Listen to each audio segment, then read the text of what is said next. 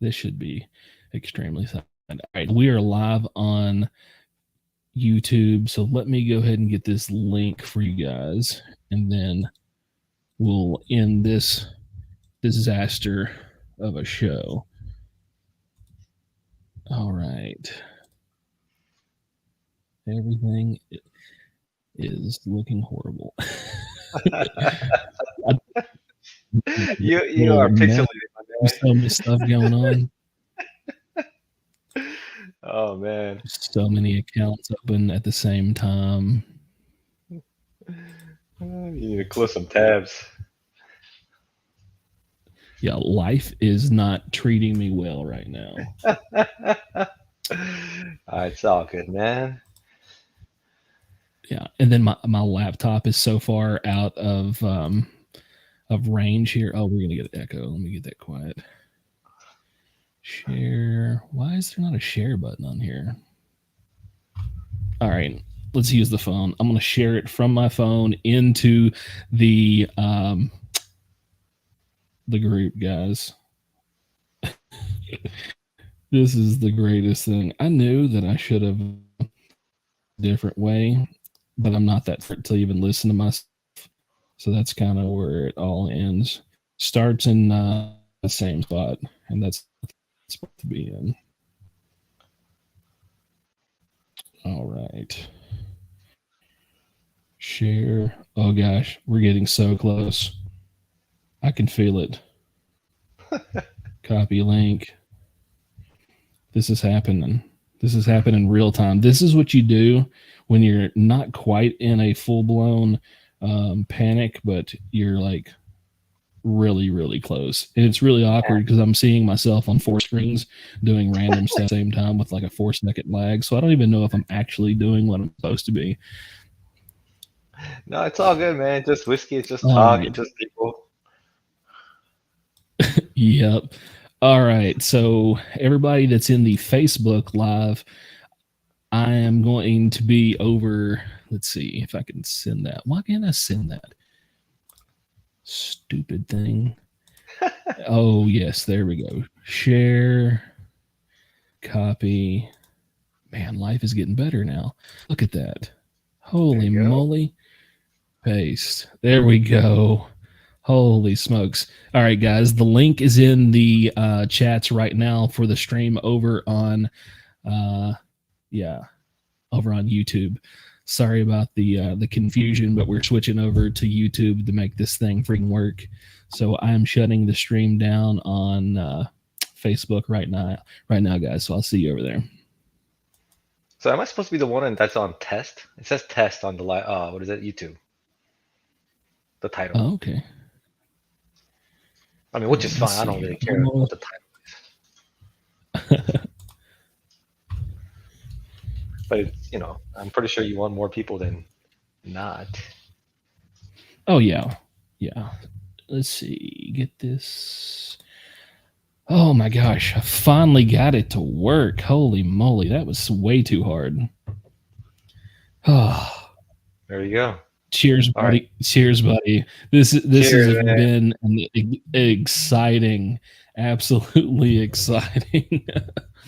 Wow. So how's the weather over there? It's raining here. It's raining. What is it? No, it's what, 86, 88, sunny, no humid, just by the beach, get a little breeze, a little fun. Everything's good here.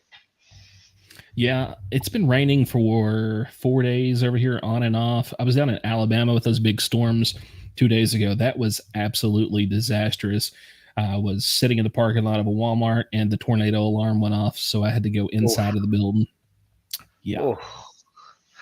And inside of Walmart. Oh, that's not the best. Mm-hmm. Oh, man. So that link didn't even post correctly. Now I got to post it again. No, take your time, man. Hey, imagine that we're gonna start at 7 o'clock or 10 o'clock your time. I think just take your time. Just set it up. Don't worry about it. People will come or people will not. Yeah. It is what it is. Oh, we got 7 people in there watching now. I know. Even though it's labeled test. Yeah.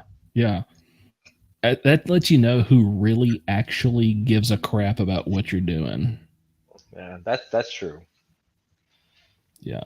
And I am very thankful to everybody that is witnessing the ridiculousness unfolding.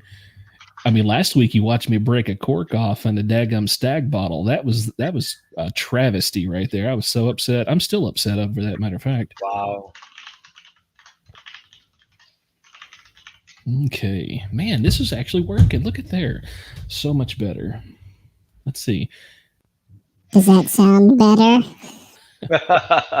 No, it does not. Please, never do that again. That's Yeah. not it.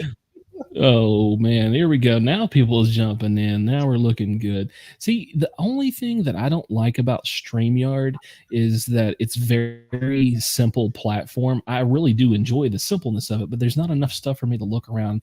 I get bored looking back at myself. Really? Because Mm. so I I asked Mash and Drum. I thought Mash and Drum had a pretty good live. Like his stuff is pretty sophisticated. So I asked him what program he mhm. uses, and he said StreamYard.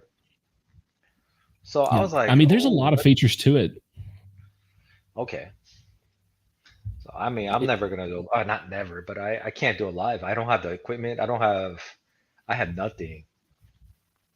oh man, you wouldn't believe. Let me send you this. Oh, what dadgum! I just got everybody's comment at the same time. Okay, so Dennis is here. Everybody's here. Look at all these people jumping in. Guys, I am so thankful that you guys stuck around for this ridiculous crap that has happened today. I cannot believe how bad it got real quick on me. Uh, oh, Cream of Kentucky. Man, which Cream of Kentucky is it? So I had the 16 year at a pour of it at a liquor barn back, I guess it's been like 6 months ago, and it was pretty daggum good.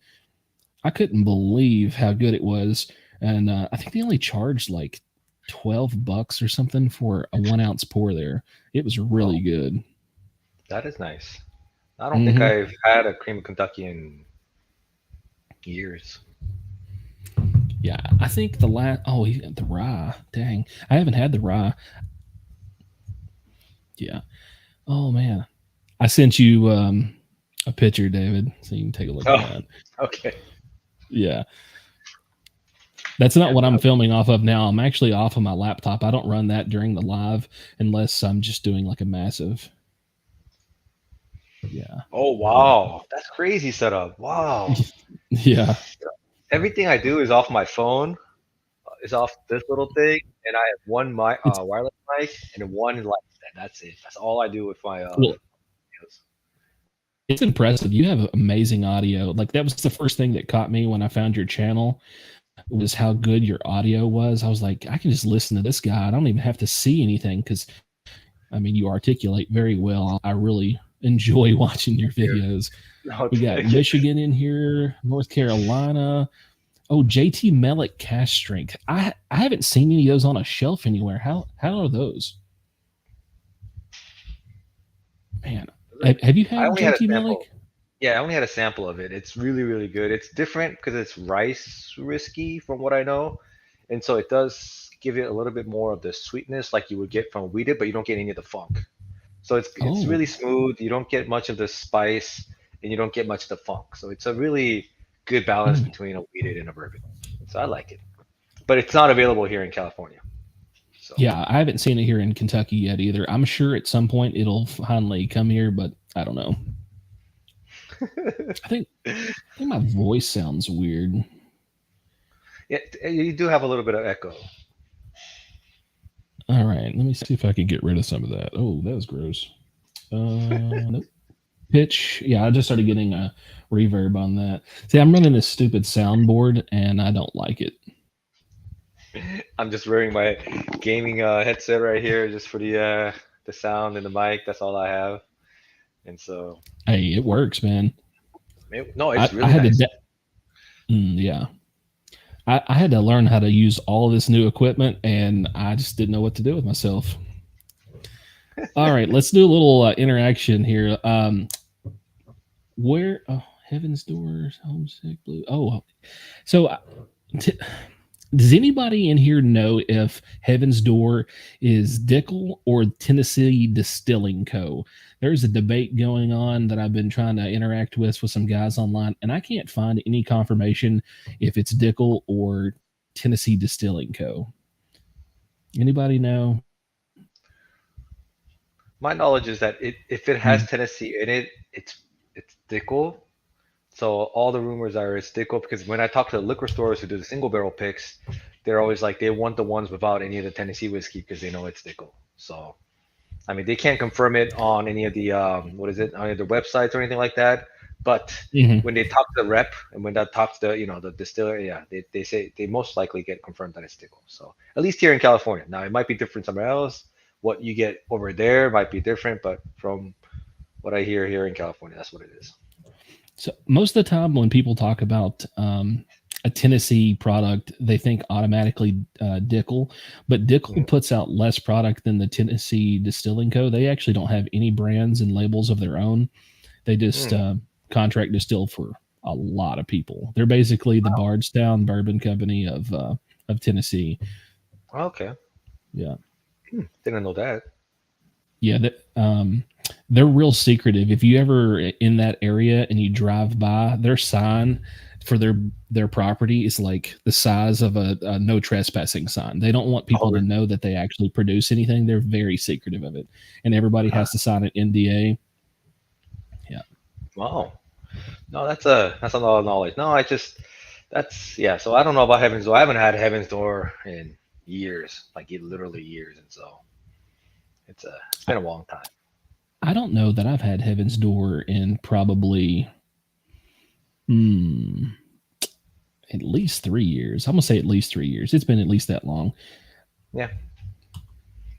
So it's I don't want to say it's a dying brand, but it seems like it's a brand that's not long to stay for a long time. It feels like I haven't seen any new releases of Heaven's Door in a long time. Yeah. Which musician is it that actually has that? Great question. No idea. All right. Speed trivia. Somebody look that up for me. My laptop is out of reach. I'm too lazy to do that. Oh, there it is. Bob Dylan. Bob Dylan. Look at there. That's quick. Freddie Mercury. Oh gosh, you can always count on Patrick to have not only the wrong answer but the funniest wrong answer that can be. No, of course. Yeah. Between that and his, he's on the hunt for Mellow Corn. That's his unicorn bottle this year. Mellow Corn. Jeez, it's actually a good pour. I like Mellow Corn. Yeah, it's all right. When I used to work at a bar back in like 2005. We went through cases and cases and cases of that. That was pretty much the only thing they used for their mixes. Really? Yeah. If you went up and you asked for a Jack and Coke, you got a Mellow Corn and Coke. It's just they didn't care. Anything that you asked for, it was going to be Mellow Corn. Eesh, that's tough. That's funny, but tough. Yeah. They were notorious for that. I think they eventually got in trouble for doing that, but. Took them a long time. They made all the money they wanted because back then they were getting. I remember seeing invoices. It was like $4.85 for a fifth of it. Oh wow, jeez, they must have banked. That's good money right there. Mm-hmm. Well, right now, if you're in Nashville, if you go to like the Jason Aldean's bar, that 16 ounce natural light beer is $16. It's $1 an ounce for a can of beer, and they give it to you in the can. They don't pour it for you in a cup, nothing. It's $16 for a 16 ounce can. Ugh. Oh, I know inflation's tough, but man, that's I don't know. That's just taking advantage of people. That's crazy. 16. Yeah, I was there a couple years ago before everything, like before COVID and everything happened. I got 2 shots of whiskey and 2 beers, and it was like $78. Wow. Yeah, and it was like well whiskey. It wasn't even anything good. Like I'm sure it was something really bad. It didn't matter. I drank a ton of Fireball that night anyways. That was a bad idea. No, sometimes Mm. that's tough. Yeah, Oh I had man. like a flask of Fireball with a straw coming up through my hoodie, and I would just get down to take a drink. Yeah, it was Ah, cold geez. outside. Yeah, Yeah. it was Well, not for cold. you, but it was cold outside. Oh yeah, yeah, I was toasty. Yeah. So Charles, So let me. go ahead. Go ahead. No, look, it's this is the first time really for me to speak to you. I mean, even though it's it's your live, and I'm pretty sure your audience already knows all this, but like, you got all the stuff. It looks like you're involved in whiskey, at least your day job wise. Why'd you start this Mhm. channel? Like, it doesn't seem like you needed this, or you like it's interesting why you started this Uh, channel, your channel. well, so it was completely out of a necessity to voice a unpopular opinion. I didn't have a Ah, platform to reach out and kind of voice my opinion because I'm like the dark horse. No one um, really wants to hear what I have to say, but they can't turn away when I start talking. And that's uh, kind of what it was because like I know a lot of the dirty secrets because I've been involved in the spirits industry for a long time. I'm out of uh, it currently, thank goodness, but I've been involved in it since like 2004. So I've got okay. basically 20 years of really horrible information, all the way from working in bars, being a merchandiser for a beer company, liquor sales, management in the distribution network, national account Uh-huh. manager. I've done it all. Oh wow, okay, that's why. Okay, that's cool. Jeez, I Yeah. know. I know some of your videos are kind of, like you said, it was a platform to kind of vent a little bit or rant, and Hmm. so that was always fun to see, and it's always nice to see like, contrast of opinions or contrast in information, and so that's always cool, and so I enjoy that stuff. But the fact that you have insider information or you had insider information is actually cooler. Yeah, I still have a lot of people. A matter of fact, right when we first started the stream, an email just came in. I can't tell you what distillery he's from, but he works there, and we're about to do a little behind the scenes information exchange so I could bring some very exclusive information to everybody um, that's going to be on the channel. So that's going to That's be nice. exciting to see. Yeah, I know, and and then I then saw. I'll be. Uh-huh. Go ahead. Sorry. Go ahead. Uh, No, no. What is it? I saw one of your videos where you said the E.H. Taylor Barrel Proof Rye was gonna come, and I see you had the behind the scenes pictures of all the barrels and the Mhm. bottles, and then I think it was like 2 weeks ago or last week I saw Fred Mimick's review. I was like, fuck, Mhm. we're never gonna find any of that shit.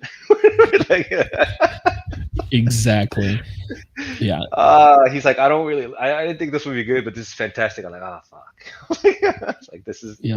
it's game over. We're not gonna find it. And so that's like the fact that you have those behind the scene pictures, and you can have the distributor pictures, or like the what is it, distiller Mhm. pictures, all that stuff. Yep. That's cool.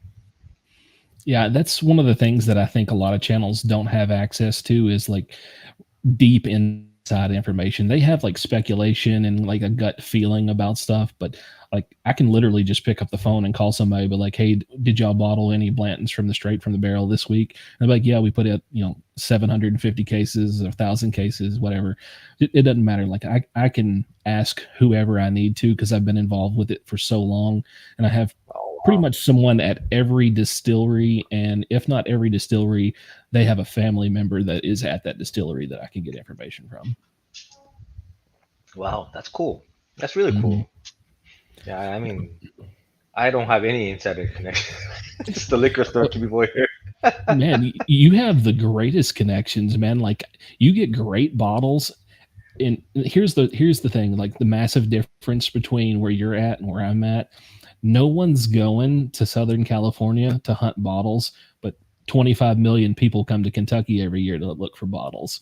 So I Uh, have to compete with every person on the daggum planet for a bottle, where you're just competing for your locals. So there's yeah, that. well, kind of. I mean, we do get a lot of tourists here, and those tourists, like they buy everything on secondary, and this Hmm. is the reason why the liquor stores here could charge, let's say, $200 a stag, or 250, whatever, or $300 for a straight from barrel, is because over at wherever they came from, it's $500, Hmm. $600. Yep. So it's a bargain to them. So Yeah. yeah, I just so it's I, wa- I walked in a store like 3 hours before we started this stream, and the guy had a bunch of stuff behind the counter. And I asked about the E.H. Taylor barrel proof, and he wanted 600 for it, and the King of Kentucky he wanted 3,000. So I was just like, so is everything like 2 or 3x secondary? And then he wanted to play, oh, I don't understand what secondary is. And I called him out on it. And then magically his English got better than mine. And he was like, all right, man, you got me. Yeah. yeah, no, but it's it is what it is. When demand is higher than supply, prices go up. There's nothing you can do. Mm. So The town that I was in, I think their population is like less than 1,000 people. Nobody drinks whiskey there. They just become wet recently, and he's got all kinds of stuff. Nobody's buying it. The best paying job there in that town is if you work for like the post office. That's it. Like wow. the highest paying job might make $40,000 a year there, and they're trying to get these people. And the time that we have right now, with everything's crazy priced, he's trying to squeeze every nickel out of them, and nobody's going to buy it. Like No. right when I was walking out, he had a CYPB, and I was like, I know they haven't came out yet, so that he had to probably buy that off secondary and bring it into the store. There's no way that he got that, because I know for sure that they haven't put those out yet, and they haven't been distributing them in our area. His delivery driver is one of my friends, so I know for sure he did not get that bottle from him. Man, that's great. Hey, speaking of distribution, so since you're involved in the industry, so like, why is the distribution so wonky? Like, even within, let's say, Southern California, like it's some stores get a lot, some stores get none, and it feels like they're just about the same size. They sell about the same. And from what I know, is they actually have the same distributors. And but some people, some I know, you have to buy bundles or whatever, right? You have to buy 10 cases of this, let's say Fireball, to get a case of Blanton's or whatever. But it seems like it's always unfair. Like, this store gets more of this while this store gets more of that. Is that just the distribution? Is that the stores? Is that the distillery? What's going on there? So that's a two-part answer. First part is the distributor is selecting his favorite stores that they want stuff to go to. The second part is on the delivery team. So me being on a delivery team at one point in time, I can tell you, if a store pissed me off, I can just go on my handheld, delete whatever he has allocated out of his order, move it over to another store that's been nice to me, put it on there, and I show up. I'm like, hey, bud, I got all this stuff for you today, and they're happy as can be. So it's a buddy system. So if the store is an ass, you're not getting anything. So if they're nice to you, you might be finding that one store just has a lot more.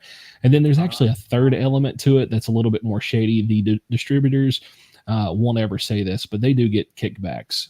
So if there's like one store that I'll speak to a beer specifically on this one, because they're the worst of it. I'm not going to name them because I don't want to get in trouble. But this company will send out a incentive program that if you'll get certain packages into stores that don't sell my product, and you can get a certain amount of volume moved through that store, we'll take you to Vegas. We'll take you to a corporate retreat. So that happens a lot too.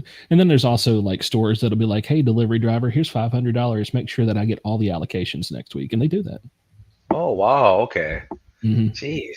It is. Yeah, there's a lot of shade. Yeah, I mean, every business has, it's shady, dark side of the moon or stuff like that. But okay, that makes more sense, because I obviously here I go, there's liquor stores every block, it seems.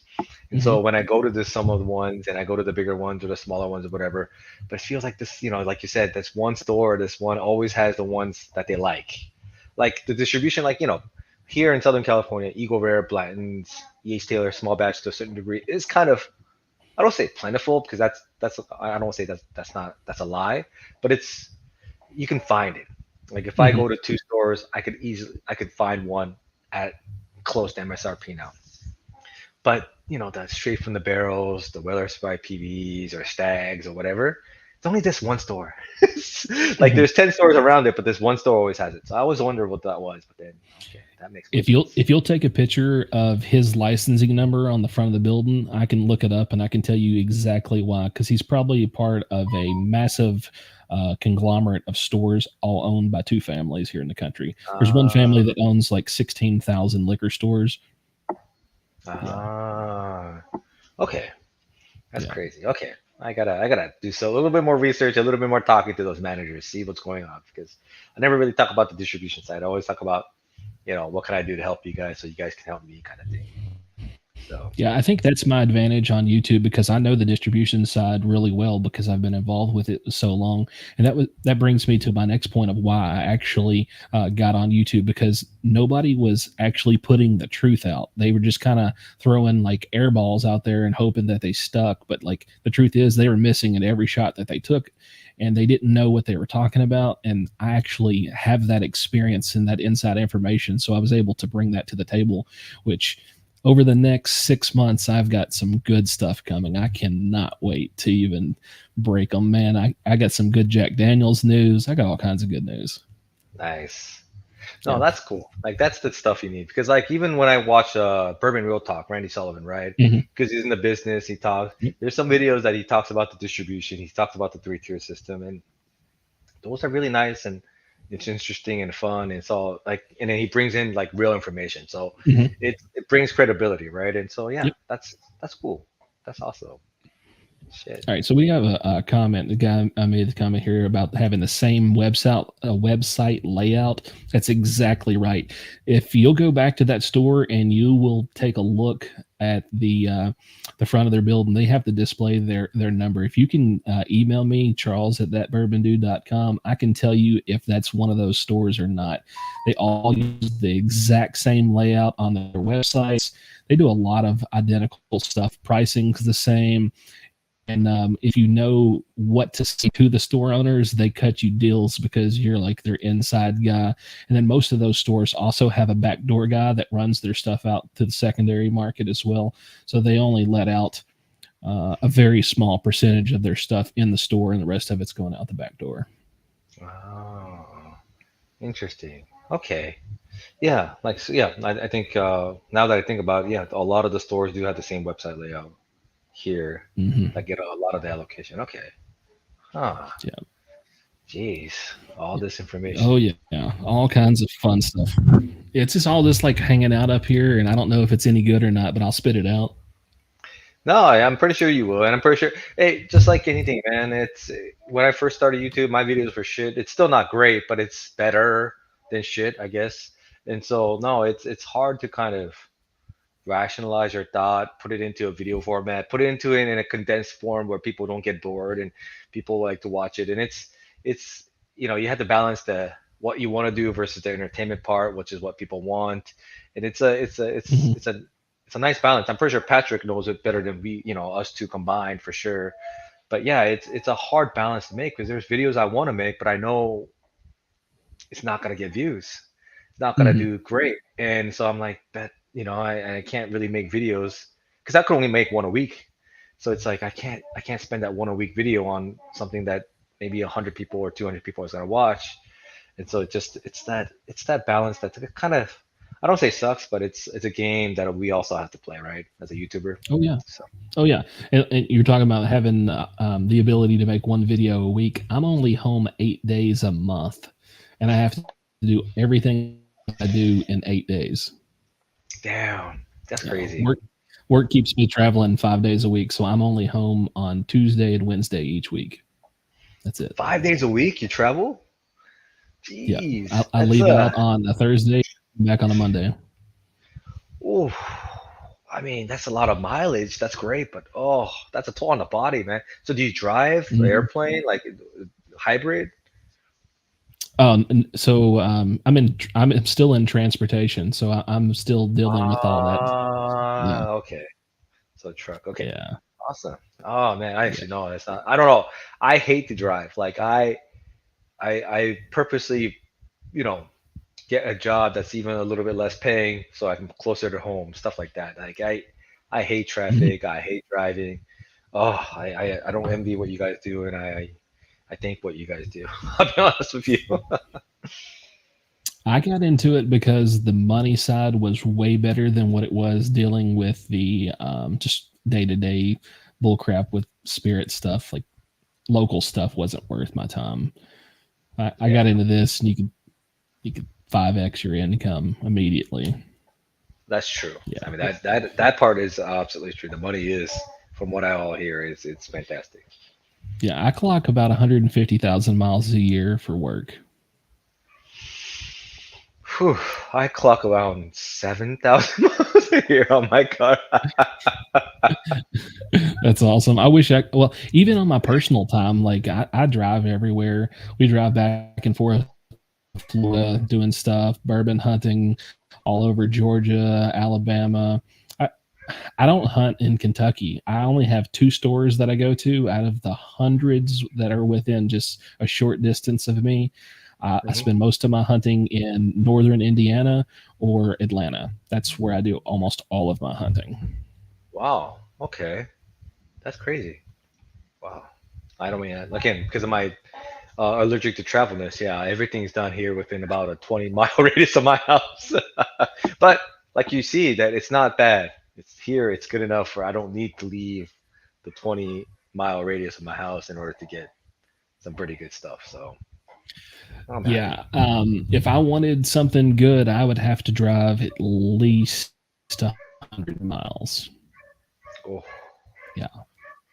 oh, Yeah, that's tough. at least. Ugh, I don't know. If I had to do that, I probably wouldn't be drinking whiskey or bourbon, at least. I don't know what I would be drinking. I'll probably be sticking to what I always would stick with, which is vodka and mostly vodka.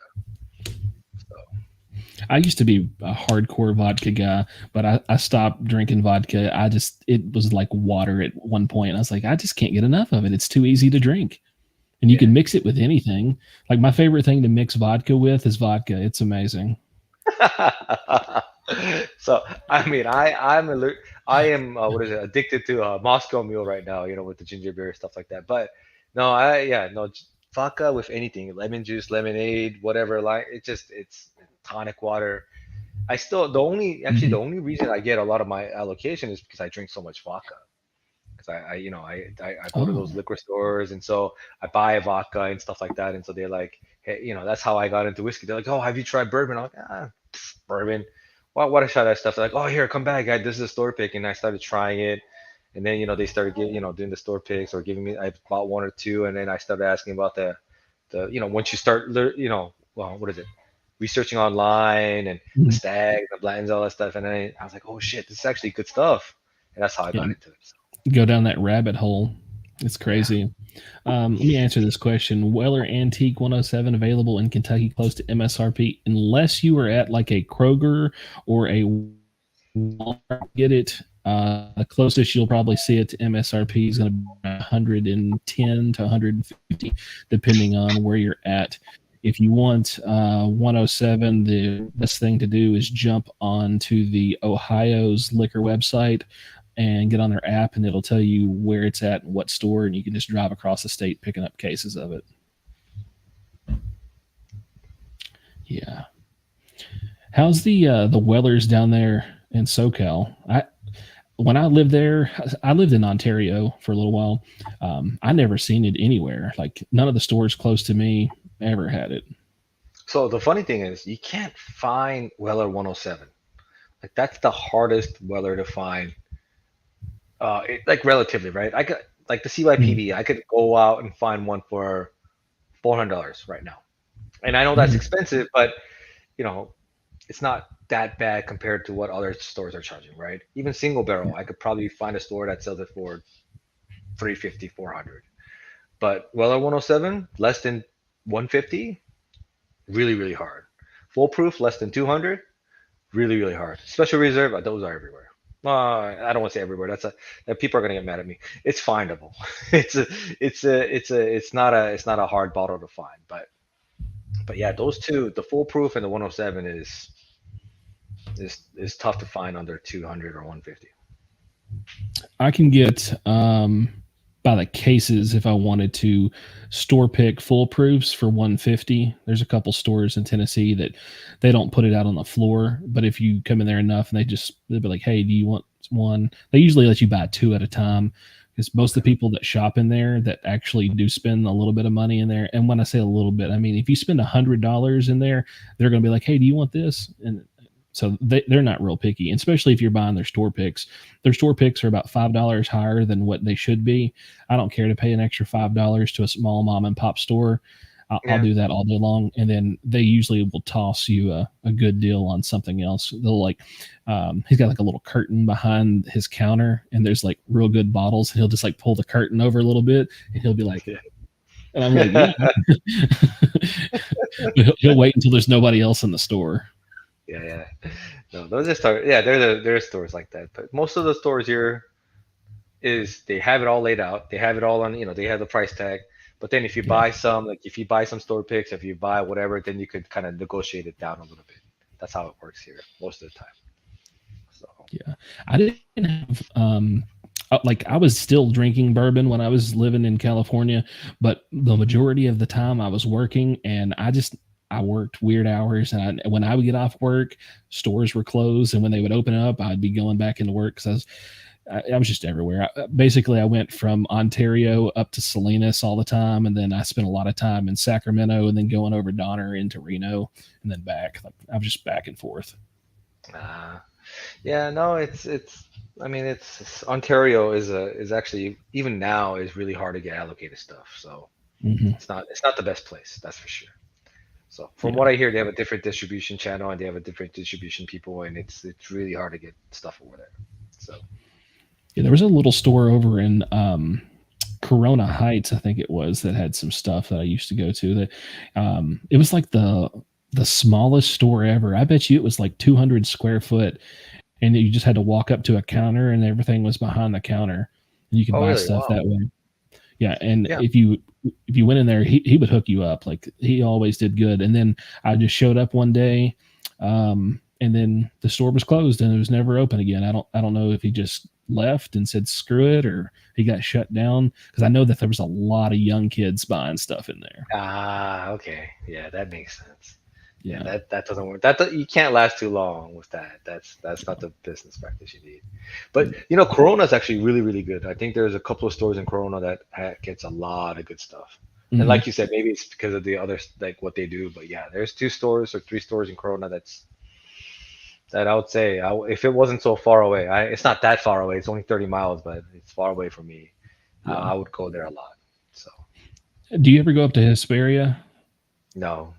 If it's not here in the Irvine whatever area, I don't travel outside because I don't need to. That's the thing. It's I really don't need to. So I dated a girl in Hesperia, so every time I went up there, I always hit up the liquor stores, and because they were like out of the beaten path and nobody really stopped in there other than the people on the interstate, they always had stuff. Yeah, those are the stores I need to check out, but it's God. It's just so much work, so much time. I'm pretty sure but man, hunting is tough. Mm-hmm. Even if I visit like 4 or 5 stores, it's like 2-3 hours. It's talk to them, you look. It's a.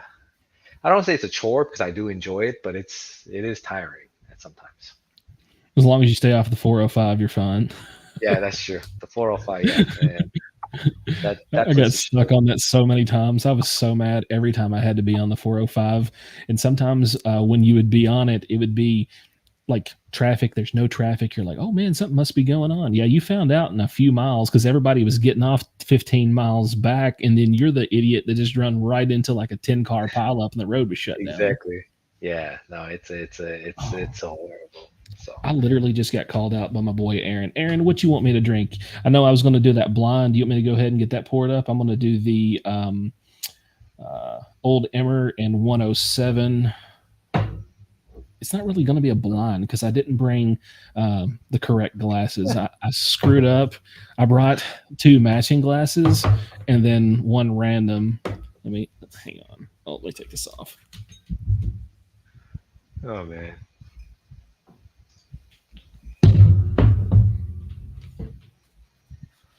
I'm not used to wearing a headset during my streams or anything, so it's kind of restricting. All right, have you picked this up yet?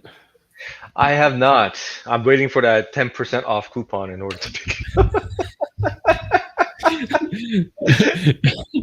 How can you be an alcoholic and frugal? Those things don't go together. Well, when you buy enough, and it's every dollar counts almost in a sense, and it makes me feel good. It's like, oh, I got 10% off. I can buy it right now, even though I probably don't need it, and it's an excuse to buy. But yeah, I don't know why I'm waiting for that. I'm waiting for the 20% coupon, to be honest, because it's a Spirit Direct. But yeah, at least 10. I don't remember the last time they sent me a coupon. I must not be a valued customer. I need to write into their customer service and complain. You want me to be an alcoholic and shop at your store, sir? I'm gonna need a 5% discount. Exactly. No, sometimes they have some cool stuff. Like they have $2 off, like 6-pack beers or 4-pack beers. And that's when I buy all the beers. They have like $2-3 off, like the mixers, and that's when I'll buy all the mixers, stuff like that. So Ken said I need a Bluetooth. This is actually Bluetooth, Ken, but what I have it going through my mixer, and I can't Bluetooth connect my mixer monitor out without having it corded, which is stupid. I guess I could probably Bluetooth this thing just to the laptop. Let's see if that's possible. I'll probably screw this up. Oh man, I'm gonna have to fly solo for a little bit. All right, connect. It might not connect because I've got 11,000 things connected to this thing. Oh, I forgot to push the button.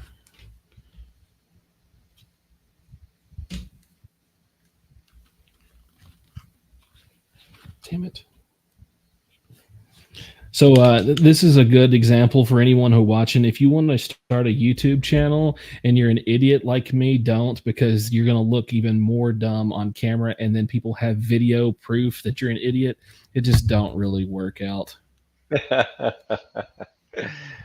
Oh man. Oh no, I don't think it's going to. It's probably because I literally have 1, 2, 3, 4, 5, 6, 7. I have 7 Bluetooth devices hooked up to my laptop right now. That's probably a bad idea. Yeah, that's not the greatest. Yeah. Oh well. Maybe next time. Maybe next time I'll be more prepared, and I'll. Yeah. Clip it. Yeah. That will work. How was I'm from? Oh, hang on. I'm from there as well.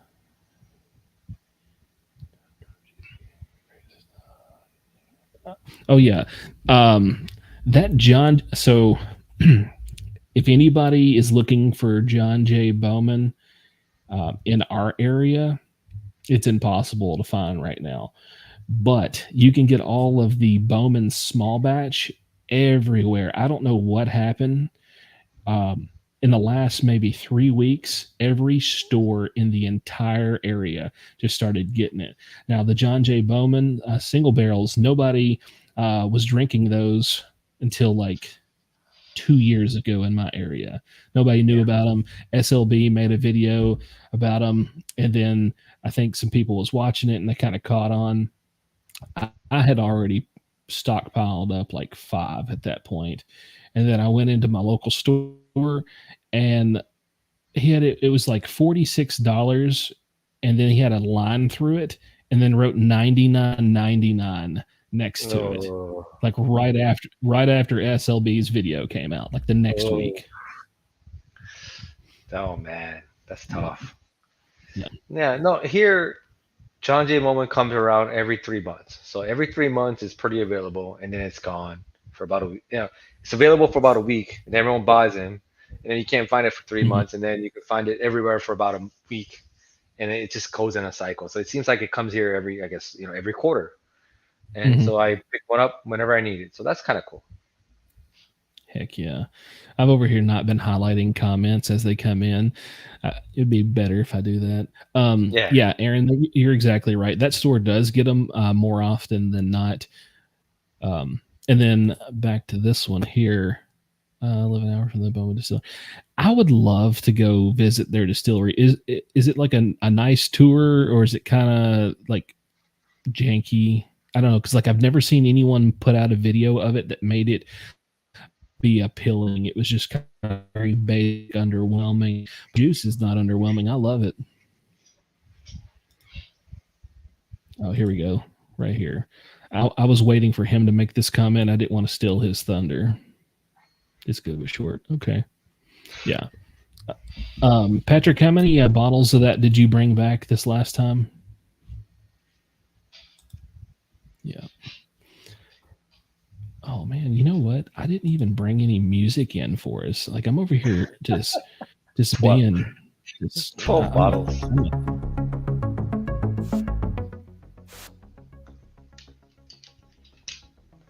12 bottles.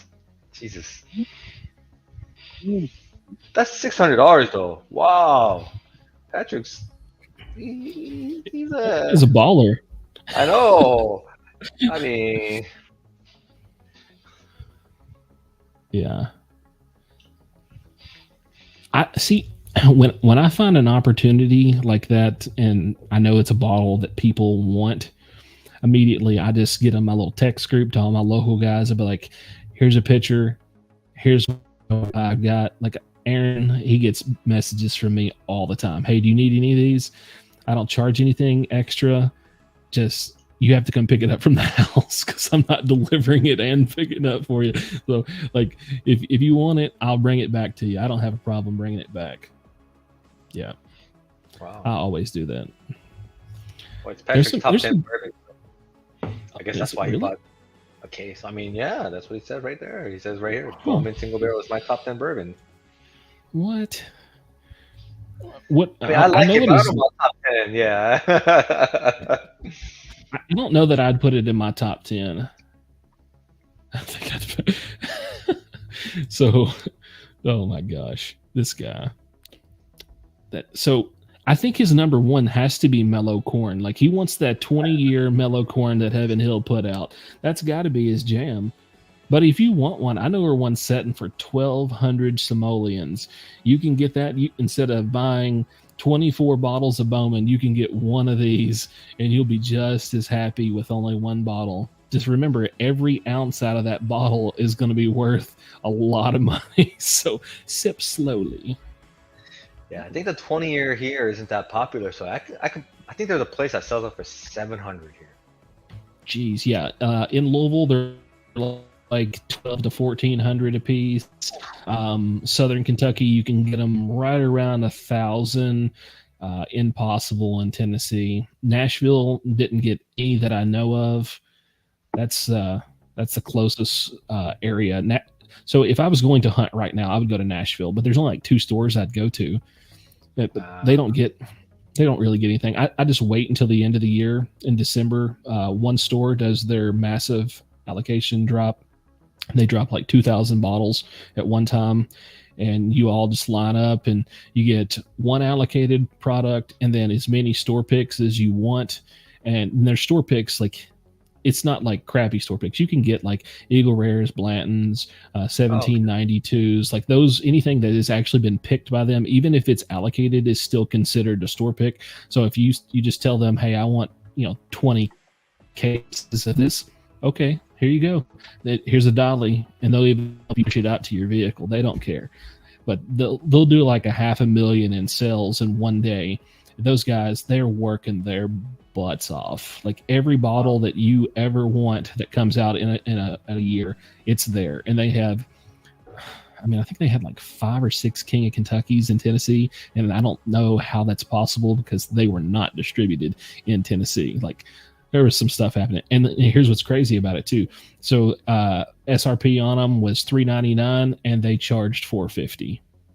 Wow. That's not bad. Yeah. I'll buy 12 of those. Yeah. I don't know how, but I'll make it work. Yeah. That's what I paid for mine was $3.99 plus tax. Jeez, that's nice. The cheapest I ever found King of Kentucky is 2,000. So I found one for $3 today. You want one for $3? I can go get it for you. The funny thing is, I think the most expensive bottles here, obviously, is King of Kentucky, and obviously the Pappies or whatever. But the Heaven Hill 17 is really, really hard to find here. It's really expensive and hard to find. It's crazy. I think that cheapest I ever found is Heaven Hill 17 is $1,500.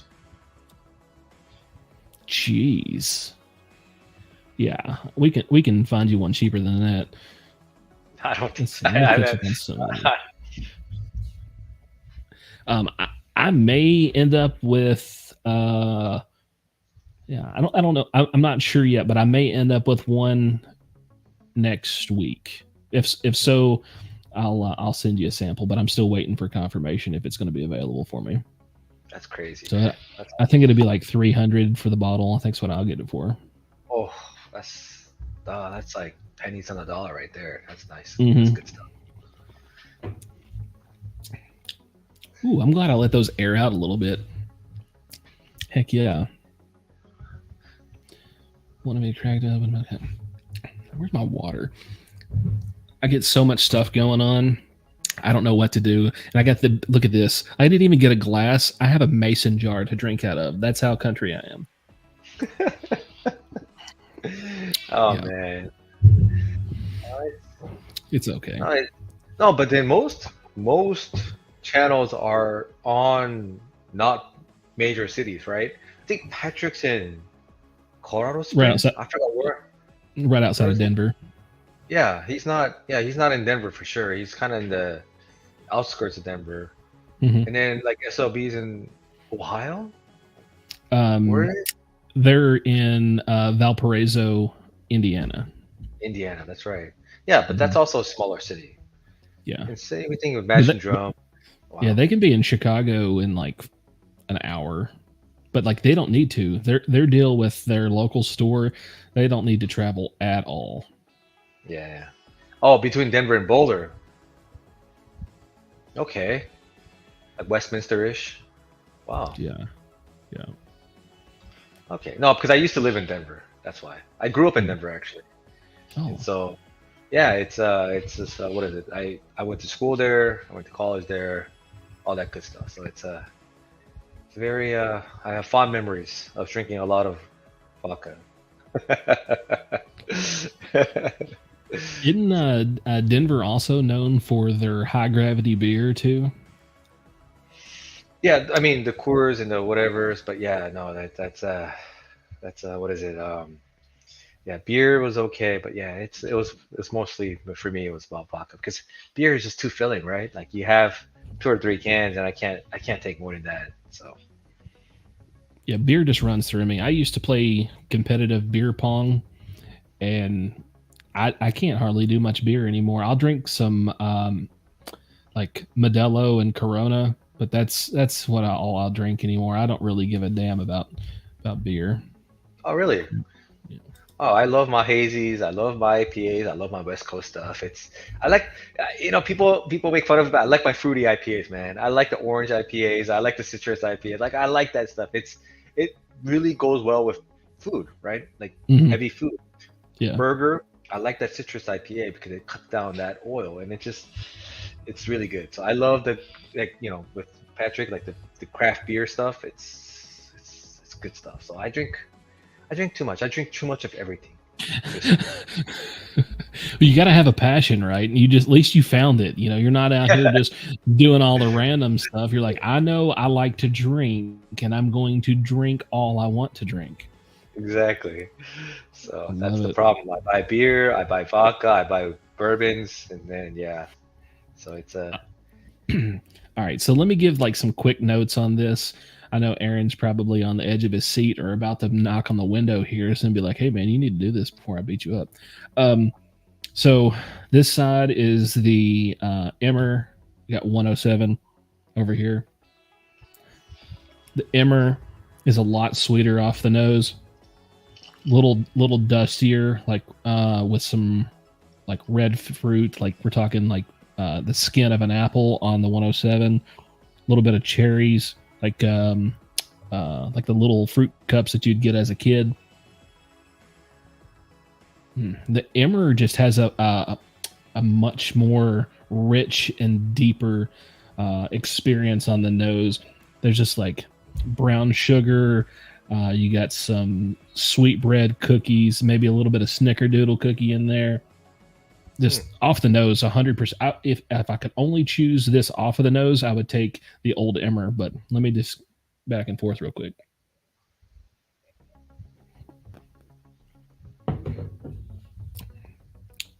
Yeah, that's crazy good.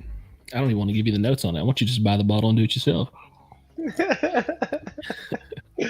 No, I should get the bottle, but man, I love my wheated bourbons too. So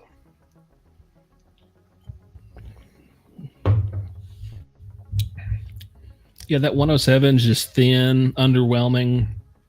I mean, it's okay, but I'm not paying $150 for it. I think this bottle that I've got, I think I actually got it at a Walmart for like $48 in Ohio. nice. But yeah, I would rather buy a case of the Old Emmer than a case of the 107. Like, you got higher proof, the viscosity of it way better mouthfeel, better nose, overall experience, a roller coaster of flavors.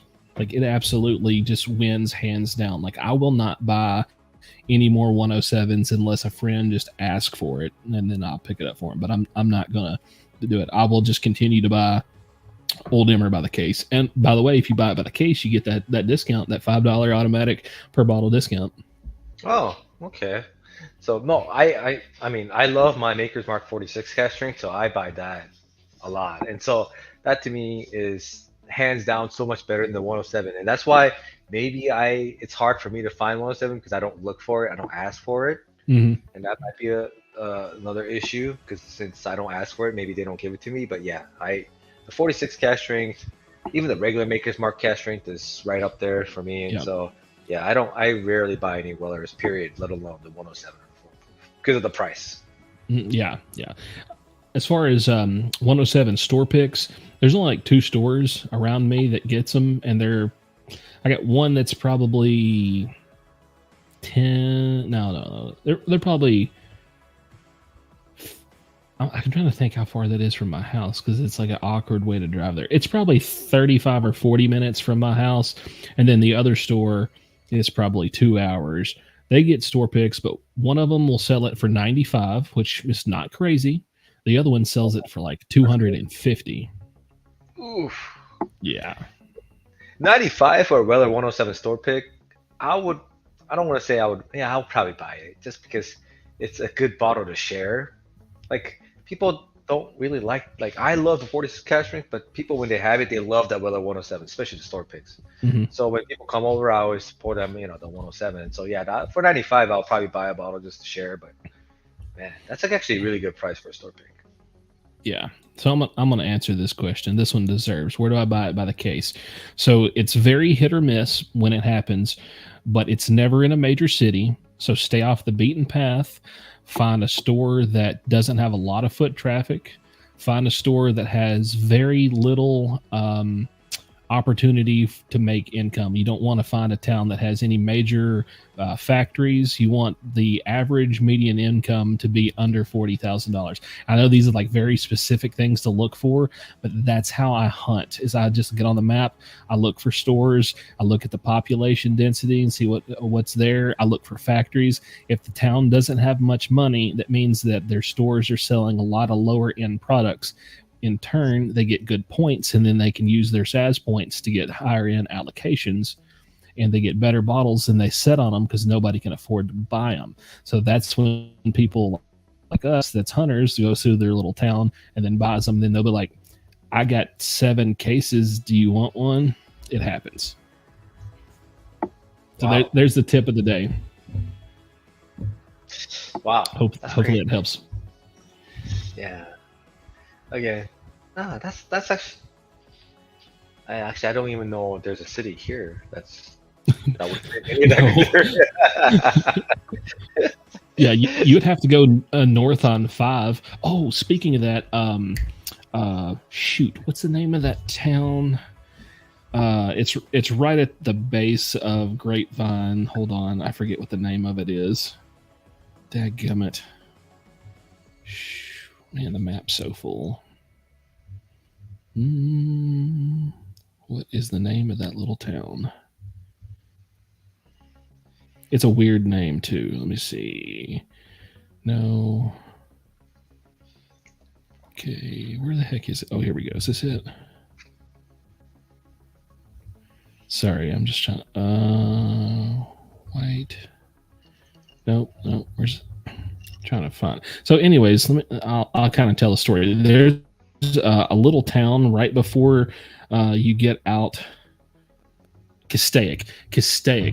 Have you ever been up in there?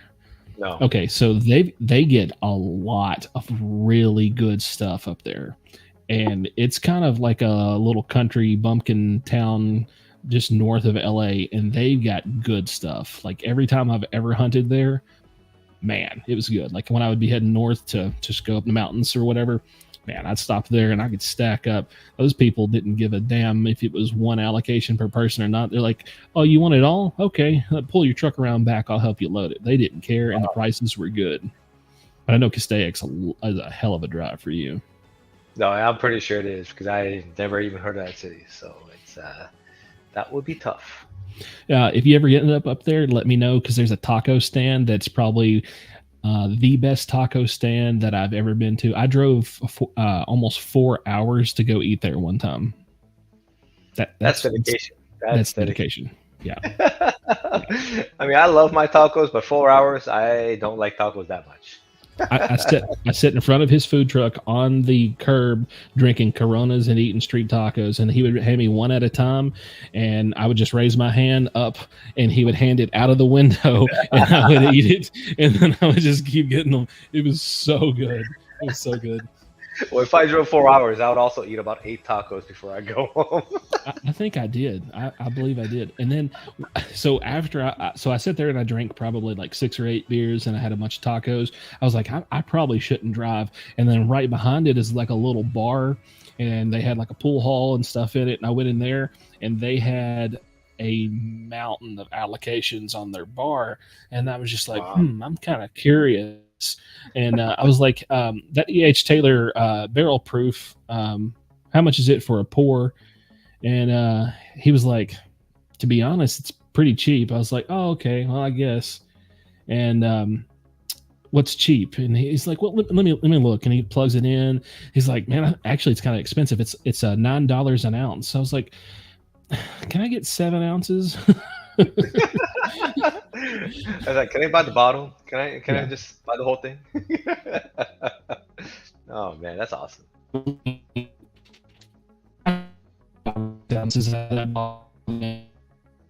Ooh, you're cutting off. I don't know if you can hear me. Yeah, I can still hear. Oh, there we're back. I don't know what happened. Everything just cycled. I don't know what that was. Yeah, so there we had all kinds of stuff. Ended up, he asked me if I wanted something like higher proof stuff. I was like, "What do you have?" And he pulled out a GTS from like 2015, and I was buying it for $13 an ounce. Again, Yeah. I would buy the whole bottle. All right. I'll be dead by the time I leave that place. Old Turkey, yes. So let me ask you this: like Old Turkey, as in aged a certain amount of time, or as in like vintage old? Aaron, let me answer that because I did just run across a store that had a bunch of Wild Turkey 101s from 2015 and 16, and they're like $21 and some change. I picked up one. I'm gonna. Okay, Dusty's. I think the oldest one I had was like 91 or something, but like I had that in like 2000. So at that time, it really wasn't that old. So I couldn't really tell you much about it. I actually bought a sample of that older cheese wrapper one, but to be honest, I don't know what I did with that sample. And I think I paid like $65 for that. So it's probably down in this cabinet or in my other case. Oof. Yeah, I don't know. How do I find? Okay, how do I find you on Facebook?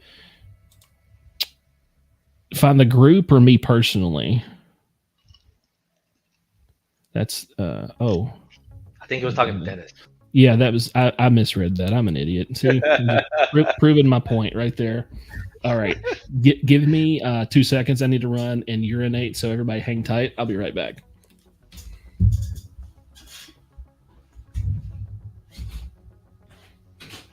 So everybody in the chat, So what do you guys want to see from YouTube? I know everyone does the reviews and whatever, but it's it's hard to I don't do live, so I kind of don't know. Like I don't get real time feedback. Let's just say that that's the best way to put it, right? And so I know probably most of you guys don't see my channel, which is fine. But like, what's some of the stuff that you guys want to watch? Like, what's some of the stuff that you guys are like? Oh man, I wish YouTubers did this and that or whatever.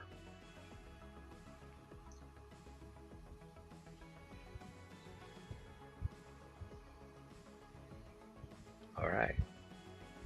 Never mind. Never mind. I guess that's not the question to ask. All right, the second question is, I actually don't have a second question. Damn it. All right, thank God Charles is back. This is why I don't do lives. All right, note to self: don't drink that much at dinner time. Okay. So I always see your set, and I assume you have a lot more bottles because what I can see in the background, I don't believe for 2 seconds is all you have. There's no bottles in the background. This is my room because the reason I don't do live is because again I only have my phone, and then just the wireless mic and one light. Mm-hmm. It's a very simple setup, so it's really hard to do live on that because I don't have a laptop. I don't have anything else that I do with. So, but when I do lives, I actually come upstairs to my room that actually I do editing with. That's Mm-hmm. plugged into the actual internet. That's actually plugged in. Like the camera's actually plugged in because I don't want any lag or I don't want any disruptions in the live. But like you said, there's nothing. There's no drinks up here. So I just brought in a bunch of samples to drink because I don't have any bottles up here. I'll tell you, if you use StreamYard from your phone to go live, it works really well and it is buttery smooth. And the 5G connection that you guys have there is all it needs. Like you won't have any problems. Wow. Yeah, I had a little meeting the other day, then my internet just died, like right in the meeting. I just grabbed my phone, jumped back on the link, and then set my phone on a stand in front of me, and it was absolutely perfect. Oh, I agree. Yeah. And yeah, Tired Dad. Yeah, I watch a lot of. Actually, the funny thing is, I model my channel after Mash and Drum, and he was my like I watched a lot of SLB. Obviously, I watched a lot of Patrick. I watched a lot of Stuff and Whiskey. I watched a lot of what was the Bourbon Judge, right? And it's but the one channel that I did try to model my channel with is Mash and Drum.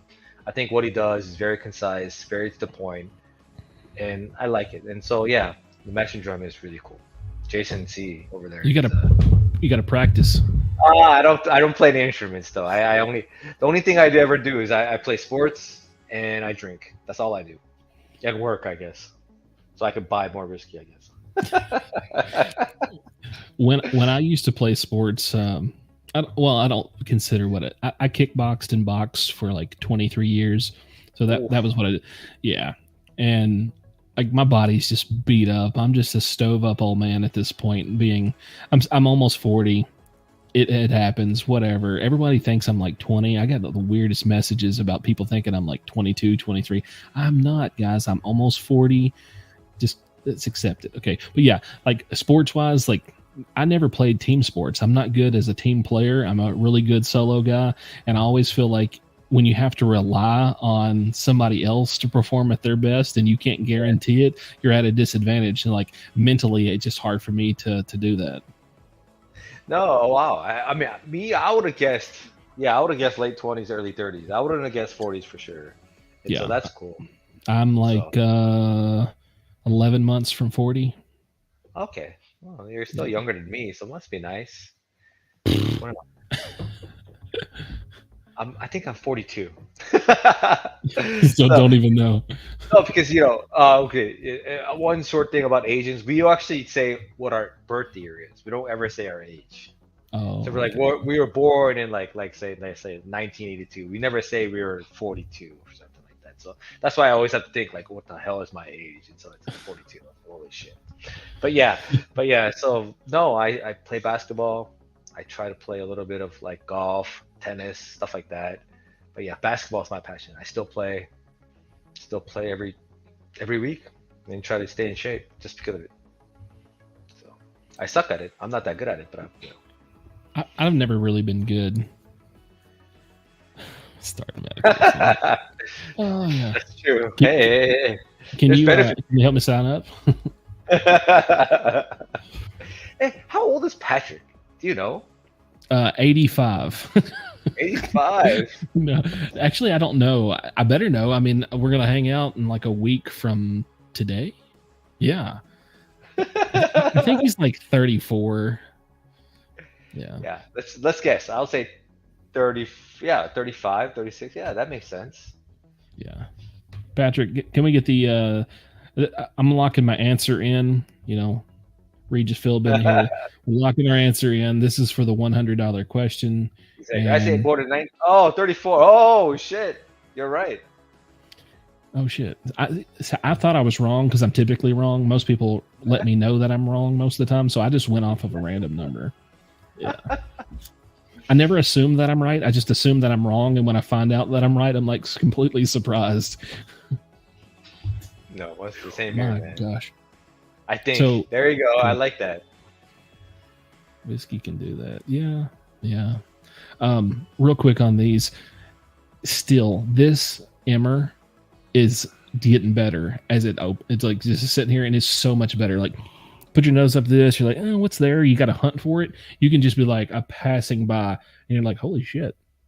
Like, it's that good. All right, I gotta keep drinking. This is the least amount I've ever drank on a stream. All right, so we got 10 in here. What's everybody drinking? We've been going 1 hour, 11 minutes, not including the 13 minutes of shit show we did before. Yeah. I'm pretty sure there'll be a couple more people in here if the title wasn't test.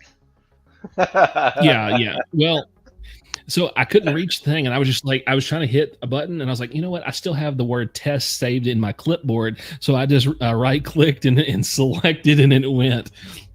Yeah, because we were fumbling. Like, I had no time. I had to, screw myself. 17 days sober. Man. So this is a good one, Patrick. On your way over here, do you plan on drinking through the States, or do you just drink through the world's whiskeys one glass at a time?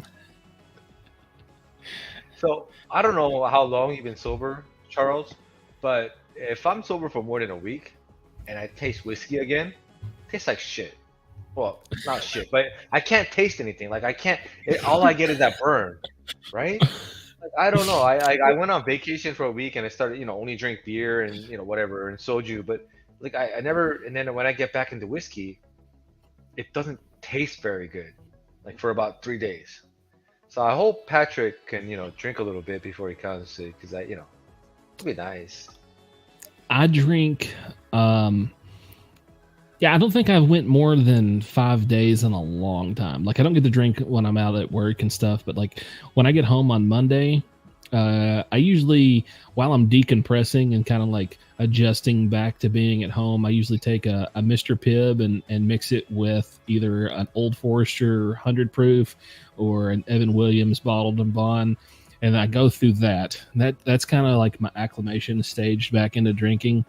And then I'm like, all right, I got my taste buds woke up with 75 pounds of sugar and some whiskey, so I'm ready to go. And then I can just drink whatever.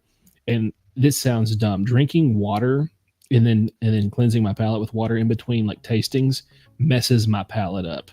Unsweet tea is the greatest thing for me when I'm tasting. I don't know why. It just works. Just Lipton's tea, like I brew it here at the house. Unsweet, taste it, poof, perfect. Unsweetened sweet tea. I never thought of that. I mean, I do lemon water. I don't do regular water. Mm-hmm. But wow, unsweetened regular tea. That's interesting. Yeah. Yeah. And talking about the lemon water, I tried that, seeing if it would adjust my palate differently. And what I found out is I couldn't taste any of the barrel tannins when I was drinking lemon water. So I had to stop doing that when I was tasting, because that was my go-to. I love lemon water. I don't like basic water.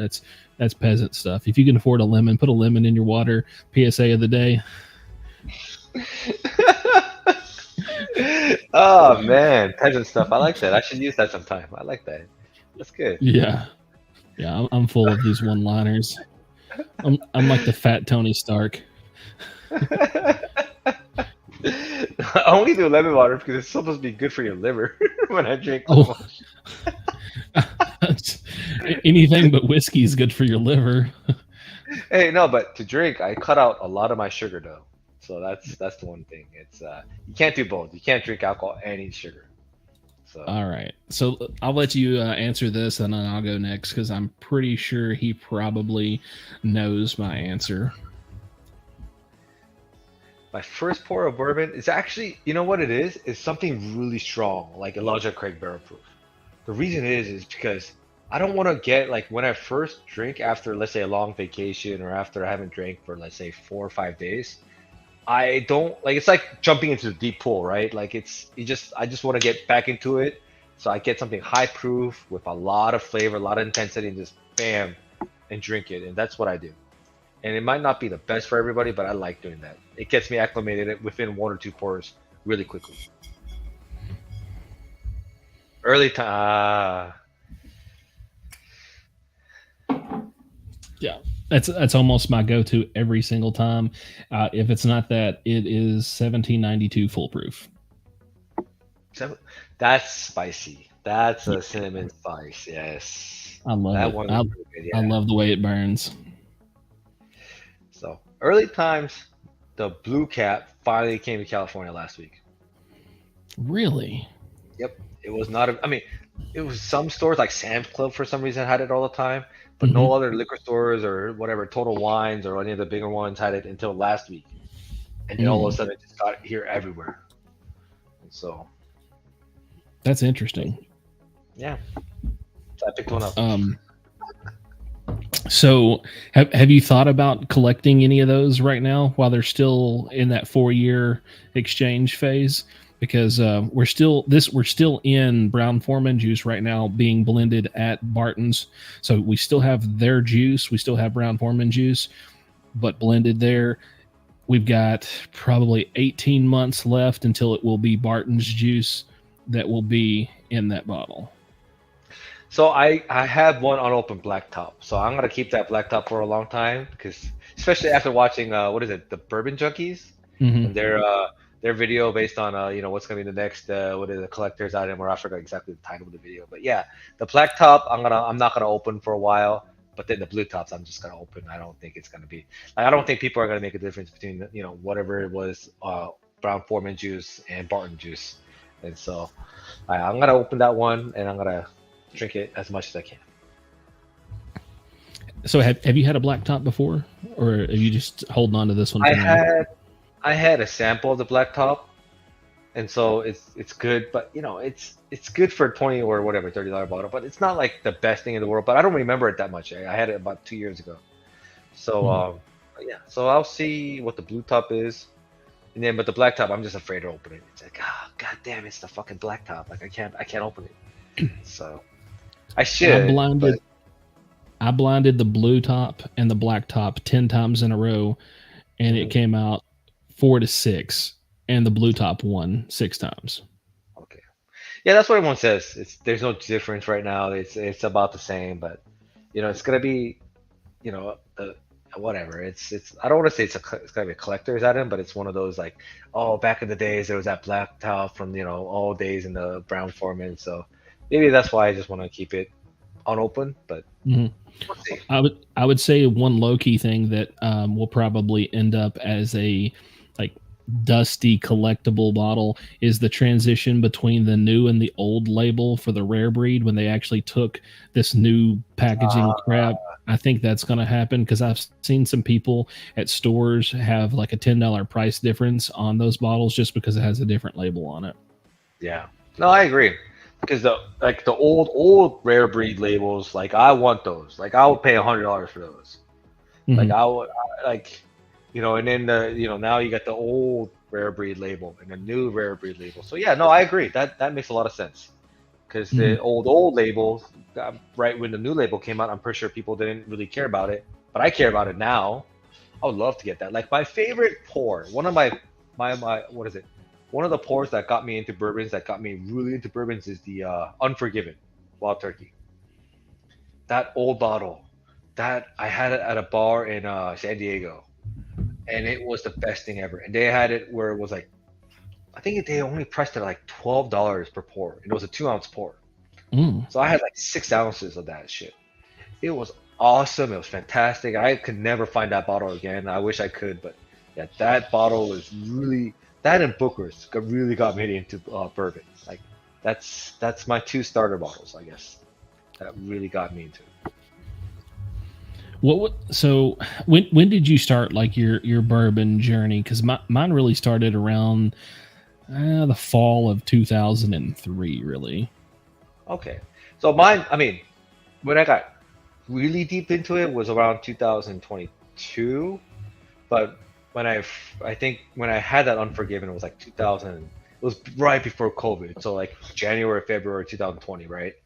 And so that's when I started really like, I was like, oh, this is like great stuff, and I really liked it. And then once COVID happened, you start drinking a little bit more and stuff like that. But yeah, I think 2022 is when I really, really, really got into bourbon. Like, oh, like where's the Booker? Like starting to actually study it, what the mash bills are, what the wheat it is, what is this, what is that? Like, why is it different? Why is this taste different? What's the difference between the proofs? What's the difference between that and this? And so that's when I really started digging like knee deep into bourbons. 2022, probably about June-ish. I would say up until like 3 years ago, I probably only kept 6 bottles at the house, and now I have 400 and something. Jeez. Yeah. Man, that's a lot. I only have like 80 bottles at home. You're lucky. I'm actually trying to weed mine down. One of these days I'll do like a house tour and show everybody all the collection and stuff. This is just like kind of my normal stuff that I drink all the time. I do have a lot of rare, harder to find stuff that's on the other side of the house, and I have a lot of Weller, and I don't drink Weller. My wife drinks Weller, so I have to keep it for her. I'm not complaining about it, but like, pick something cheaper, sweetie. Hey, I would love if my wife got into whiskey, because then I would just buy her the expensive stuff that I could buy my own stuff. But yeah, she doesn't drink whiskey. She doesn't drink that much, period. So it's kind of hard to justify my stuff. But I get away with it because I don't know. I just get away with it. Aaron wants me to give him the bottles that I don't want. Yeah. Yes. It's not that I don't want them. I just don't want them in the house right now. I'm trying to weed it down because I have an 8-foot bar that's full. I've got 2 stands in the kitchen that's probably got 200-ish close to bottles. There's like 150 underneath the TV. There's like 100 and something. Actually, I might have closer to 500 bottles now that I think about it. There's a lot of bottles here. I can't even begin to tell. And then let me see if I can, without messing anything up. You see that in the corner? Yeah. Yeah. That's a problem. Yeah. It's a big problem. But luckily I drink, like I said, I drink I not only drink a lot, but I also, like, when people come over, I do share a lot. So I do finish, like, I don't finish 10 to 12 bottles a month, but I do like empty out about 10 to 12 bottles a month. And so there's a good rotation of in and out. So that's what I like. So let me see. I'm gonna send. I don't know if I can send this picture to myself on here or not. Actually, so right here, this is what I'm responding to. There is a lot better way to deal with that right there. Like, you don't have to pay that much to get a bottle. If you can tell me, like, send me a private email and I will find a store near you that you can find stuff. Like, I'm really good at working with stores and finding deals for people. I can find somebody in your area that will hook you up. Like, there's no reason to ever pay that much. I usually get them at like my random stores. Like, every store in my area right now have those on the shelf for $50. Every store. And they're getting store picks of the single barrels coming in next. Hold on. I don't want to lie. Let me look up the calendar because he told me. Yeah. So starting on the 7th nationally, you should start seeing more 1792s everywhere. So hot take right now, guys. Next week, you're going to start seeing them pop up everywhere, and single barrel store picks are going to start dropping across the country. So there, I spilled the beans. I wasn't really supposed to say too much, but there you go, guys. I think maybe Ken was talking about the Weller foolproof. I'm assuming.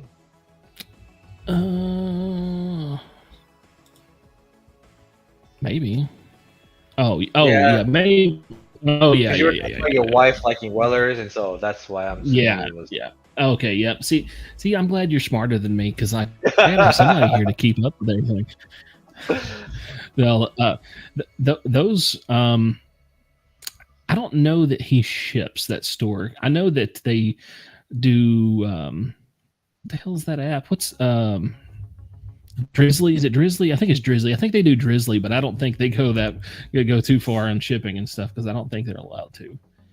No, wait. Oh yeah. So let me respond to this right here. So, he's talking about a store near us. Bill's Package Store does the best prices in our area. They do great picks. They don't go overboard on upcharging anybody. It's just overall, it's just a really good store. Great guy. I've known Bill for 15, 16 years now. It's been a while. I've known him for a minute. Really good guy. He'll talk your head off. He's got some amazing old school stories where he couldn't give like GTSs away. They'd have like displays by the counter, and they were $35 and they couldn't give them away. So they started bundling them with old number 7 so they could get rid of them. Yeah. Back in the day. Good times. Wow. I missed out. Mm-hmm. Yeah. So let's just take a little poll here. What does everybody see Weller foolproof non-store pick in their areas for? I'm just kind of curious because ours has started dropping. It was at like $225 for a non-store pick and like close to $300 for a store pick, and now you can go to Nashville and get store picks like all day long, as many as you want, between 175 to 200 on like the stores that have really, really good picks, and then the stores that have like crappy picks are like 150. When I say crappy pick, that means they just like, instead of going pick in the barrel, they just get 3 samples sent to them, or they just say send me one and they don't care. Yeah. None of them's bad. They're just one's better than the other. Yeah.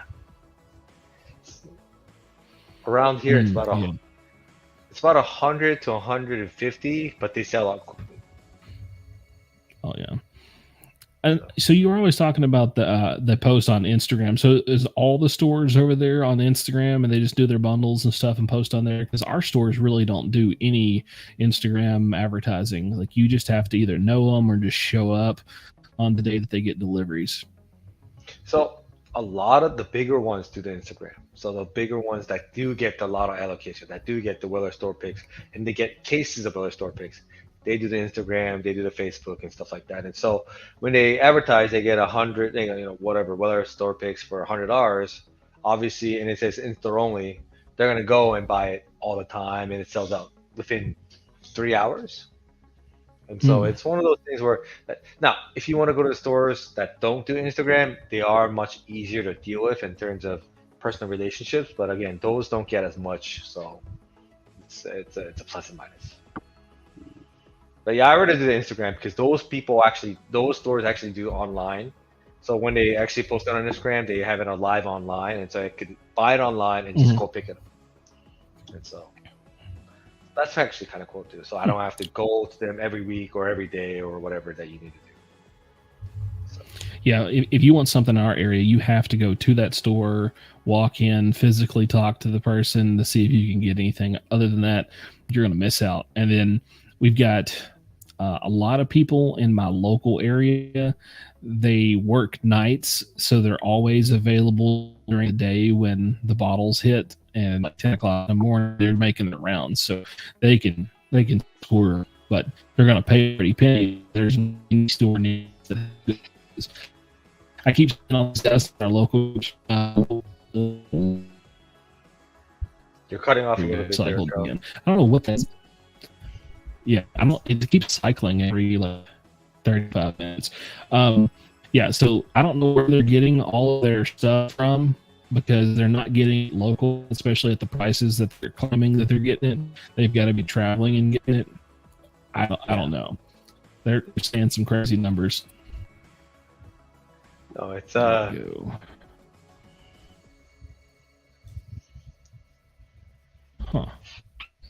There we go. This thing keeps. Oh, there we go. I don't know what's going on. Maybe everybody's getting online and stealing all the internet bastards. This will all resolve soon enough. Yeah, I've got little flags sticking up in my yard everywhere, just waving in the wind. I'm just waiting on somebody to show up and actually dig a trench from the pole by the road to my house, and then I'll be like, Oprah, you get some internet. You get. I'll do an open network so everybody can just tap in. No, absolutely not do that. All right, let's drink something. What? Oh, go ahead. What you got? No. So how long have you been doing this by chance? I forgot how long you've been doing the YouTube and stuff like that. I started in January.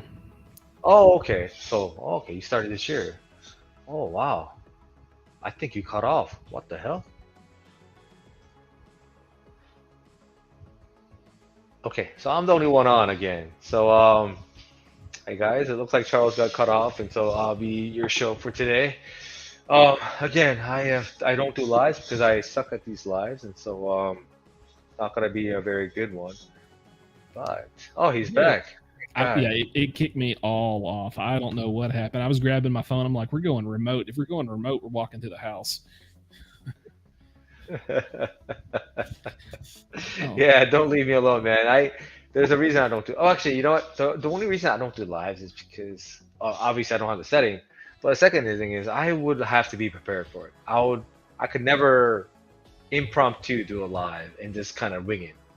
Like I would have to make it like where I would show news, I would show like coming soon whiskeys, and I would have questions ready and all that good stuff. So there's no way I could do that stuff. Trying to turn the lights down in the room here. There we go. I'm setting the mood. Perfect.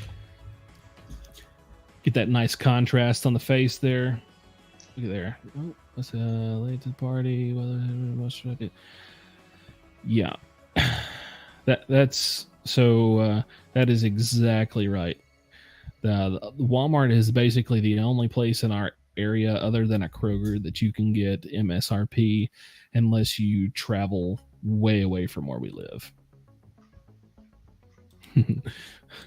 Yeah. It's probably because everybody's trying to jump on the stream still and all my damn bandwidth. So to answer or to go to your thing about talking about living, I'm better at interacting, like crowd work with people, like reading what they're talking about and throwing something back versus me doing a lot of research and doing a video. Me doing a video for the channel is so hard. Like I have the worst time at doing it. Now the like what's coming videos and like the bourbon market update, I love those because I love to read, and then all my friends, we've already been talking about it all week, so it's just kind of like all jumbled up here, and I gotta make it into something that makes sense and spew it out. So this last one I did, like I actually wrote down kind of a script and some bulletin points to help me keep my thoughts together. Otherwise then I'll just ramble off like I'm basically Joe Biden. I don't make sense when I talk at this point. Holy shit. Okay. But okay. No, that makes sense. That makes a lot of sense. No, I'm the opposite. I need to be prepared. I need to know what I'm going into. Even if I'm doing crowd work, I'm going into like a presentation. I have, like you said, bullet points. I have talking points. I have questions ready. I have this and that, and like just kind of winging it is it's not my thing. But you know what?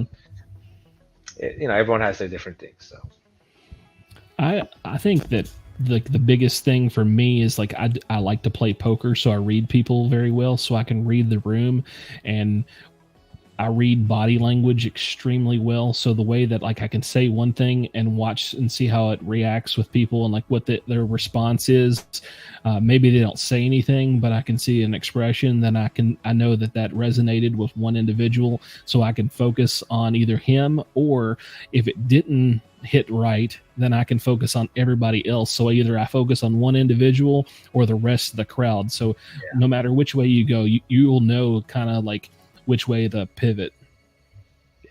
No, poker. Like I know a lot of people that's into a lot of people that's into whiskey is into poker, into sports, into all this stuff. Yeah. No, I poker was fun back in the days when internet poker was legal, right? Oh man, when Chris Moneymaker broke the world when he won that and then just changed the game. Oh shit! You know, Poker Stars, full tilt poker, all that good stuff that was back in the day. Those are the wild west of the poker days. Those are fun. Those are a lot of fun, man. Daniel Negreanu busted me. Really? Yep. I was playing in Vegas. I would not be mad at that. It was like the highlight of my trip. Exactly. That's what I was gonna say. I was like, shit, to play with him and have him bust you. Shit, that would be awesome. He wasn't even paying attention. He was eating sushi and trying to order some hand rolls. He had like 6 or 8 pieces, and he was eating, and he was like trying to put his chopsticks down and look and then call and eat, because he had just got done playing the session like upstairs, and he came down to kind of like wind down before he went home with like some low pressure stuff or whatever. And I think he only got me for like $300, but like I was so happy. Like I was starstruck when it happened. I was just like, oh shit, that's Kid Poker right there. Holy crap. Yeah. And he's just so good. He can intimidate you and not say a word. Yeah, no, everyone's well, my favorite poker players were Daniel Negreanu and Phil Ivey, right? So those two were just cold stone killers, and they were just everyone's favorite. And to have met him or played with him would have been awesome. So that's cool, man. That's awesome. That's actually really cool. Yeah, that's my only cool experience with poker, other than there's a truck stop in Sparks, Nevada, that has Alamo Casino, and they have like a little like casual game that plays on Wednesday afternoons, and I played in there, and there was like a bunch of the guys knew each other, and I was just a random guy that showed up to play, and it kind of got heated, and at a point like I was like, man, I have like a hand that can't be beat. And this is what's crazy. So I had pocket twos, and then 2-2-4 came on the flop. So I flopped, and I'm just like, I don't know how to even perceive this. This is the first time in a live game that I've ever had anything of this caliber. And I'm like, how do I slow play this to get maximum value? And they were like really pushing in there, trying to like scare me out of the game. And I would just call, and we just keep going and call. And then like we got to the river, and I was just like, all right, I'm all in. And they're like, well, I mean, we played this much with you, might as well call. And I ended up getting like $6,500 out of them. I was like, yes. Holy shit. Yeah. Those are good times, man. No, those are good times. But poker stories are good for us, but I bet you the 10 people that's watching are like, shit. These guys, they're talking about poker. These guys, oh man, we're boring them to death already. Well, that's all right. Let's see if we can find something that will liven everybody up. I want everybody to drop in the bottle that they're hunting right now, the hardest bottle for them to find in their area. And I kind of and when you do that, put what state you're from, because I want to see how different it is from each state, how hard certain stuff is. Like in your area, like you guys have already got Russell's 15 not showed up in my, like Northern Kentucky got it, not us. You know what's really hard to find, or harder to find than I thought it would be? The fucking Heaven Hill Grain to Glass. That's really, really hard to find. How is that hard to find? It's not in my area yet either. Yeah. No, it's 150 miles from it, and I can't get it. So it's in our area, right? But it's like when I talk to liquor stores, it's I guess the distributor here is tying everything to the Heaven Hill 7-year bottled and bond. So what they're saying is they have to buy like 10 cases of the Seven Hill bottled and bond to get one case of whatever, one case of the rye, one case of the bourbon, one case of the rye, and so some of these stores are buying 40 cases to get 2 cases of each. It's like it's nuts how hard it is to find. Like our liquor store, our supermarkets are getting like 2 bottles each. It's crazy how hard it is to get that grain to glass. So let me weigh in some good little nuggets on that. So they like the leverage stores say, hey, you buy 10 cases of this, you get 1 case of this. That's actually illegal. They're not allowed to do that. If the stores would wise up and they would band together and say, nope, I don't want any of it. Just let their shelf run out. People will buy other stuff. Alcoholics are going to be alcoholics. They're going to buy other stuff. And the reason why that you see them bundle stuff like that, 10 cases of this for a specific case of that or whatever, it doesn't matter what it is, but whatever that case is that they're forcing them to buy is the product in which that the distributor has deemed for their the hell they call that now, their objectives. Their objectives for that specific thing. So they'll attach random bottle to a allocated bottle and say, all right, this is not selling, so force this on everybody so we can meet quota. And then whoever for that quarter gets the most cases into distribution, you get like a week's trip. Like they incentivize them doing that. Yeah, you're not supposed to do that. It's highly, highly illegal. Huh. Yeah. Well, wherever it is, that's what I'm hearing here. It's common practice. Yeah, and it's hard to get. It's really hard to get. It's like I see it for about 180 by itself. That's when it's available, but yeah, for whatever the MSRP of 100 or even a little bit above, it's really, really hard to find, which is kind of interesting just because I didn't think it would be that hard to find for that thing. So whatever, it is what it is. Let's see what other people say. Also 15, Mix 10. Blend straight from barrel. Yep. Okay. So it's a pretty wide selection of stuff. So, okay, now the next question is, what is the allocated product that you see the most in your area? Put that, and then whatever state too. I'm trying to kind of compare to see who gets stuff. Like, David, you were saying earlier that you see like E.H. Taylor small batch pretty regular. Like we do see that quite a bit, but we won't see it until maybe next month, until February is when it'll really just be everywhere for us. After that, then it'll disappear a little bit. Yeah, no, I know a couple of stores I could just get E.H. Taylors at $50-$60 all the time. Yeah. I think we can only get them like once a month in this area here, and I think actually, Tom, what did you pay for the last ones? I know you bought the last ones. I haven't bought any in a while. The wife hadn't drank any of them, so I hadn't bought any. He's in our area. I think they're like $63 or something like that. They're not crazy high. Now, depending on what store you go to, they'll range from $60 on the low end and up to around $220 in other places. Bland's, Virginia, Buffalo Trace, single barrels. Yep. Yeah. That counts. Military basic is Booker's. Yep, Booker's. Yeah. Ohio. Yeah, man, I got to go back to Ohio and get some Antique 107. I want to rebarrel. I've got a barrel project going on right now. I have like a little over 6 gallons of early times going in a barrel outside in the garage. I want to do the same project with 107. Let's see how that turns out. I've had it going now since 10/24 of last year. So it's been going for quite a while. So you're doing the early times to try to mimic King of Kentucky? I don't think it'll make it all the way up to that point, but I think it'll be really close to like a 1924.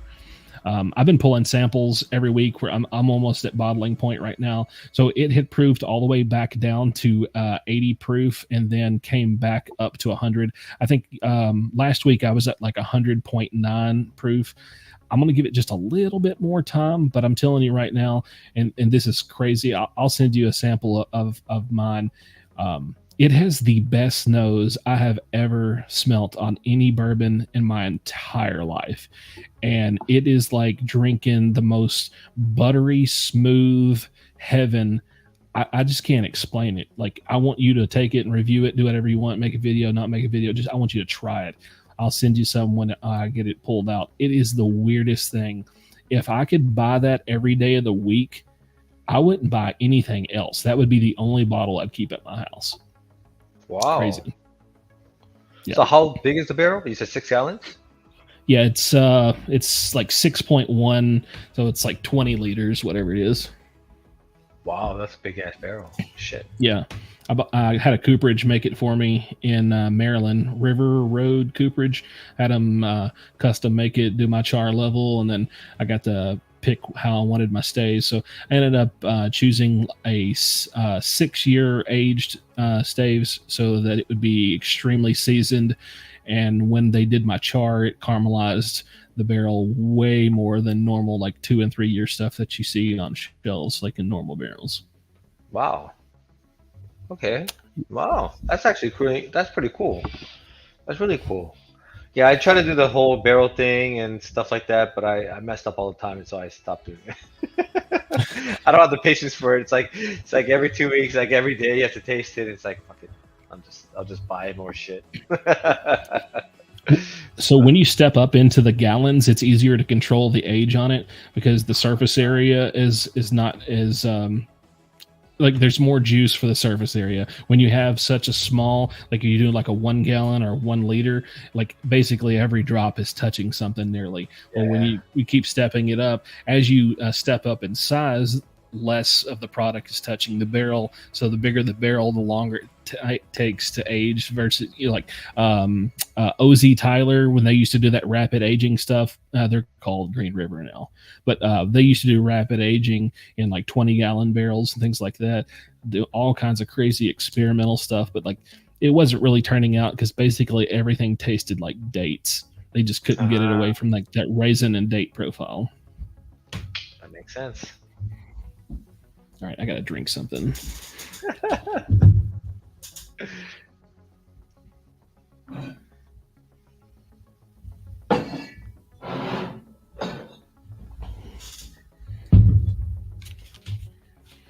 All right, let's get some higher proof. This is one of my low proof ones. This is a 127.4. Right. Yeah. Oh man, that's kind of pressurized. Oh gosh.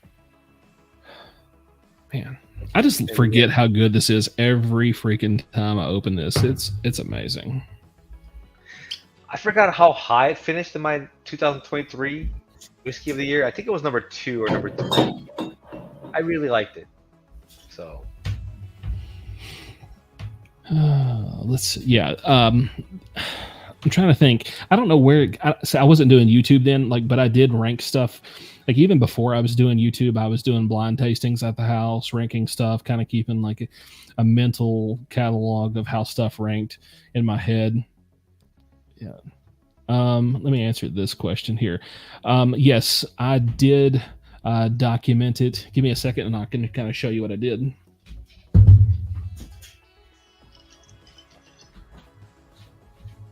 Man, you guys now ask that question where he has to leave the channel again. Fantastic. So, answer a couple questions on the chat. Ace Taylor, not questions, but comments.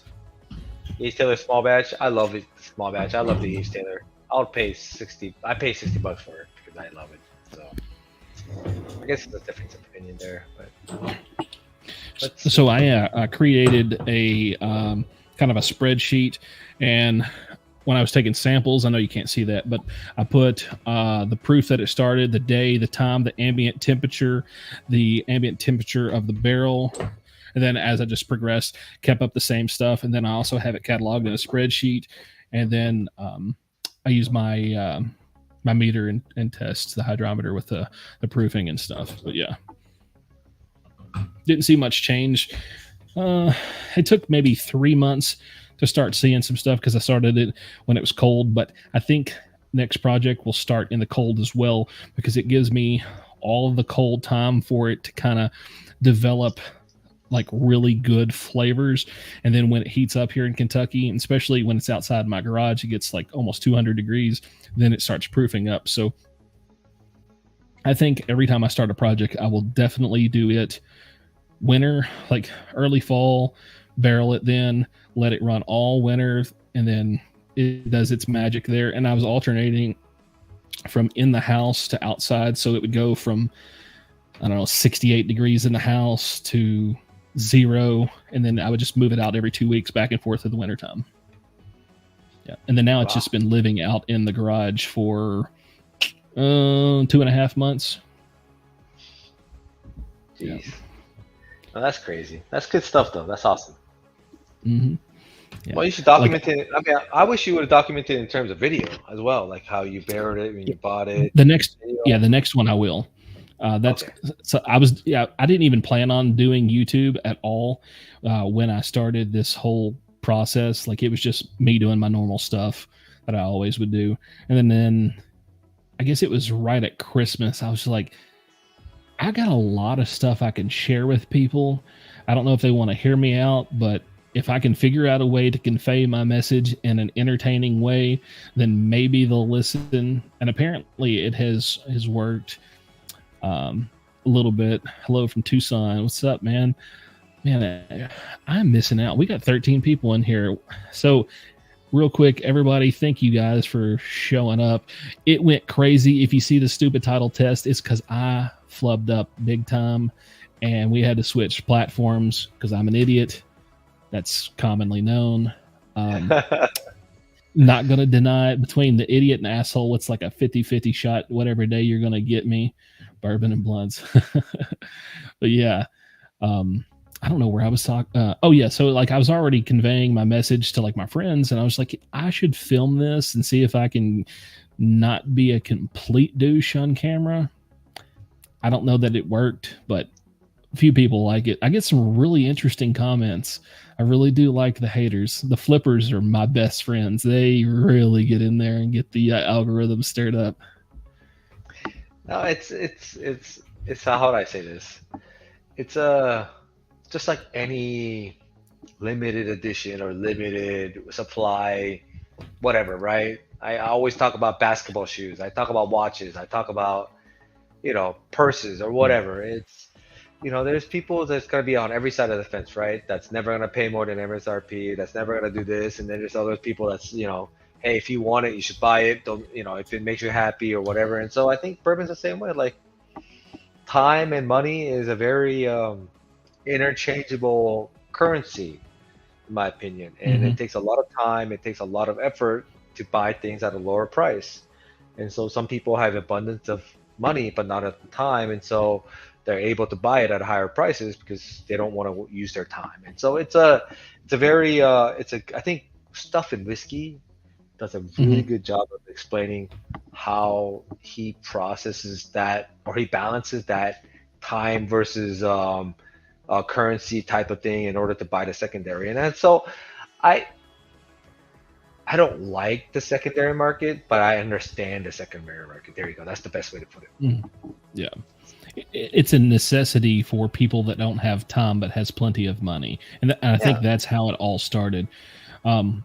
Even going back to like before bourbon groups are really big, like Craigslist. I don't know if you've ever dealt with Craigslist with bourbon back in the day. So that was the original secondary. And back in the days, like it was US Beanie Baby something. I can't remember the whole title. US Beanie Baby something was the group that we were all in, and it was like a Beanie Baby exchange group. And but like back then, the only thing that they were people were asking is to pay like $5 extra and shipping, and then like people were moving bottles that way. But now it's crazy prices. Like I remember getting a RIP 10 I think he paid like $81 for it after tax, shipped it to me, and I think I had like $116 into it or something. Like it was cheap. No, Yeah. it's so yeah, no, it's a whole it's a good balance, and it is what it is, right? Like we keep on saying, everything that has a limited supply is always gonna have a different price point. And but some people don't do it, some people do. Like basketball shoes, I always say this: I don't pay usually $120 over $120 for any basketball shoes, and it always has to be on sale. Like I think because I always wear them, I don't collect them. It's not I don't Mhm. care about the how it looks. I don't care if it's pink, long as it's comfortable and I can play in it, and it's it's in my size. I'll buy it long as it's cheaper. Mhm. And I think a lot of people take that with whiskey. Now I go the other end of whiskey where it's like I'm gonna buy like if I see a George T stack for $400, I'm gonna buy it Yeah. every single day. And I know people are gonna be like, oh, that's too much or whatever. But I'm like, it's fucking George T stack. It's like, I don't you know, feel that it, 400 is a bad price. yeah, exactly. So it's a very different mentality, and I could see both sides of the fence, and it's polarizing. But you know what? That's what's fun to talk about. It's fun. It sucks to talk about what like the real like how do you say it, just the normal stuff where everyone agrees on it. It's not that fun. But polarizing Mhm. stuff like your videos, it's kind of fun. So like you said, you get a lot of hate both ways, right? And I don't mind the hate both ways as long as the hate doesn't turn to like a like we're gonna hunt you down kind of thing. Like everybody Oh, is overly sensitive in bourbon. Like you got the bourbon purist, you got the Pokemon bourbon people, got to catch them all, and then you got some people like me that's kind of at a point where like you only buy certain things. And honestly, if I didn't have a channel, there's a lot of stuff that I would not buy at all. no, I agree. I Yeah. absolutely agree. No, I absolutely agree. If I didn't have a channel and I didn't like, I knew that this bottle wouldn't. Like, I not only do I want to try it, but I knew that buying this bottle would also, when I review it, it's gonna get a lot of reviews, and so or a lot of views or whatever. And I think and also you get more credibility if you say, I tried this before. I have a bottle of Mm, this. I had a pour of this, and it's a very and rightly so, because why would you trust somebody that never had any of the bottles before? Like right. it it makes sense. And so it's I do the same thing. If I watch a YouTube video on fixing cars, and this person said I fixed 300 cars, 400 cars, I'll probably trust that person more than said, hey, I fixed a car or two before, and this is how you do it. I'd be like, I watched the other guy that fixed 300 cars before.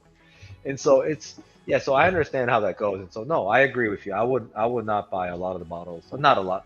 I wouldn't buy some of the bottles I would buy. Oh yeah. There's a few that when I buy them, I'm just like, you are an idiot, Charles. Because I do not want to buy this bottle. Oh gosh, do you know about my Hooters bourbon or whiskey debacle? Yeah, you told me that's one of the most regrettable or worst bottles ever and stuff like that's funny as hell. I'm afraid to like let the video go. Like I might like just let it happen and like introduce the video now and then post it and let everybody see it kind of deal, and then like at the end explain what happened. So it's like 13 minutes of an apology the entire time. I cracked that thing. I was like, okay, this is going to be okay. Okay, I'm going to give it an okay off the gate. As soon as it got to my nose, I would rather sniff toilet bowl cleaner than that daggum whiskey. It was rough. And then, last week they forced me into trying it. And look, I got off the stream 2 weeks ago, whatever it was, after having a little sip of that. I went in there to the kitchen and fixed an Alka-Seltzer to drink it because it upset my stomach. It is rough. Oh, holy shit, that's horrible. Oh man, Mhm. yeah, that's tough. That's tough. I mean, Mm-hmm. jeez, but yeah. Paid $10 for it. What can I expect? So if you want views on your stream, you should always pull out that Hooters bottle. It's right there. Actually, what I'm going to do is pour it out and then put Buffalo Trace in it because Hey, it looks close to the same color and just pretend. take it to Kentucky and have it with Patrick on the live stream next week. Let's see what Patrick thinks. I'd love to hear it. Okay. I don't know if he's still in here. Patrick, are you still in here listening to this, or are you just like tucked up in your bed? I'm pretty sure he's already done. But yeah, no, hey, do it. Take it, or take a sample of it. Whatever. I'll take the bottle. Yeah. That's what. Oh, that would be a good idea. At the meetup, have everybody with some Glens and be like, everybody sample this, and oh yeah. Oh, so what? Oh, if you missed it, Patrick, we're not talking. We're not telling you. We got a surprise for you. Oh my gosh. Oh yeah, that's gonna be awesome. No, yeah, seriously, or do a blind. To be like, hey, one of them is GTS, and one of them is something else that you might not like. Patrick, real quick, while you're still on here, can I announce that blind that we were talking about? Are we doing it on a video or on the live? I don't know what the plan is. It might be a secret. I'm just not going to say anything else. Is that okay, on the live stream? Okay. Do you want me to go ahead and announce it to everybody that's in here? Yeah, I'm titillating with anticipation. I know, it's because that's a 5 second delay, right? And so yeah. Oh gosh, everybody, he's probably already commented, but StreamYard takes. Oh yes, okay, all right. So this is what we're doing. If you're ready for this, Russell's 13, Russell's 15, single Rickhouse, Camp Nelson F, Camp Nelson C, and then I'm throwing in the Rare Breed non-chill filtered Travelers exclusive. We're going to do a 5-way blind for this live stream. It's going to be epic. That's awesome. Yeah, I can't wait. I'm so excited, especially because, for one, I've only had 2 1-ounce pours of a Russell 13. They never showed up in my area. Never could get one. Yeah, never could get them in my area. Never showed up. I drove. Where was that? I went to I can't remember. I think I was in South Florida. They had them in South Florida, but they're also like $750. So I was like, no, can't do that. So they never made it to my area. I only ever seen 2 in the wild ever. The 15 still not in my area. They released them at the distillery. Whatever. I'll probably still not get one. I don't know that any of my Tennessee stores got them. I sent a text out the other day. Everybody said no, so they should be getting the delivery on Monday next week. Maybe they'll get them. I don't know. We don't get stuff. We just don't get it. Here's something else. Everybody that's planning a trip to Kentucky, I was just recently informed that the Maker's Mark cellar age that was supposed to go to Europe got rejected at customs, and all the bottles are going to start being available at the distillery in those 700 ml bottles. So there you go, people. I got the email on that from a guy that makes a lot of sense, because you know why? The LAX duty free has a gazillion Maker's Mark cellar age at 700 milliliters. Mm-hmm. And no one else has it except for the duty free store. Mm-hmm. It's weird. So yep.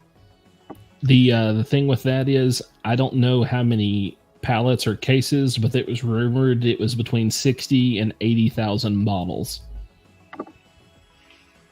That's a lot of fucking. Like, they had that much cellar age, really?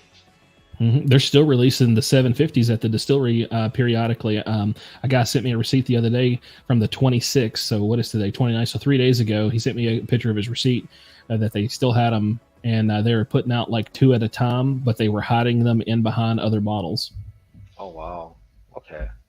Oh hey, so since you're in there now, what's with the single Rickhouse F? So we here in Southern California have got a huge drop of the single Rickhouse F in the last 2 weeks. Why now? Why? So from what I understand is that there was a lot of them still held in distribution here in Kentucky before they made it out, and states should start seeing them on the West Coast, because you guys didn't get them like you were supposed to the first go around, and they've been held, and they're now trickling out. Yeah, because like, for some reason I don't think any of y'all got any of them, did you? We got some, but it was really hard to find. It was gone instantly, and then obviously the secondary went up to like 500 for those, and so I'm like, yeah, pass on that. But then I got my bottle about 2 months ago at 350, Mhm. and now it's available in many places at about 350 to $400. And so it was weird, just all of a sudden it's just popping up, and it just I'm not gonna say it's everywhere, but it's popping up and it's available. Like people, it's a bit like it was in our Total Wine and More store for about 2 weeks. Like it was, Yeah. it was Total Wine got a there. bunch of them. Yeah. And so I'm like, what the hell went on? This was a last year's release. Why is it available now and so unbuttonly? So that Yep. was weird. hmm So That's kind of the same thing that happened with Arizona and the stag debacle. They didn't get any of their stags for the whole year, and they had like 11 or 12 semi truckloads of stags that had to go to them so they wouldn't get in trouble. And what happened was, all right, so the Walmart distribution of them got like a bunch, and they were supposed to send them out to all of the neighborhood markets and the super centers, but they didn't. What happened is somebody fat fingered like 3 cities, and they all went there for all of Walmart. And then like 4 or 5 other stores got some stuff, but like Walmart got, I don't even know. My friend sent me a picture from down there, and they were letting them buy it by the case at $48 and some change per bottle. I don't know how many cases he bought, but he said he's never seen a stag before in his entire life in person. And he's been in like bourbon for like 8 years. They've never had one in his store. And I know he bought at least 2 cases. yeah, no, it's that's what I heard as well. Yeah. Must be nice. Yeah. Must be nice.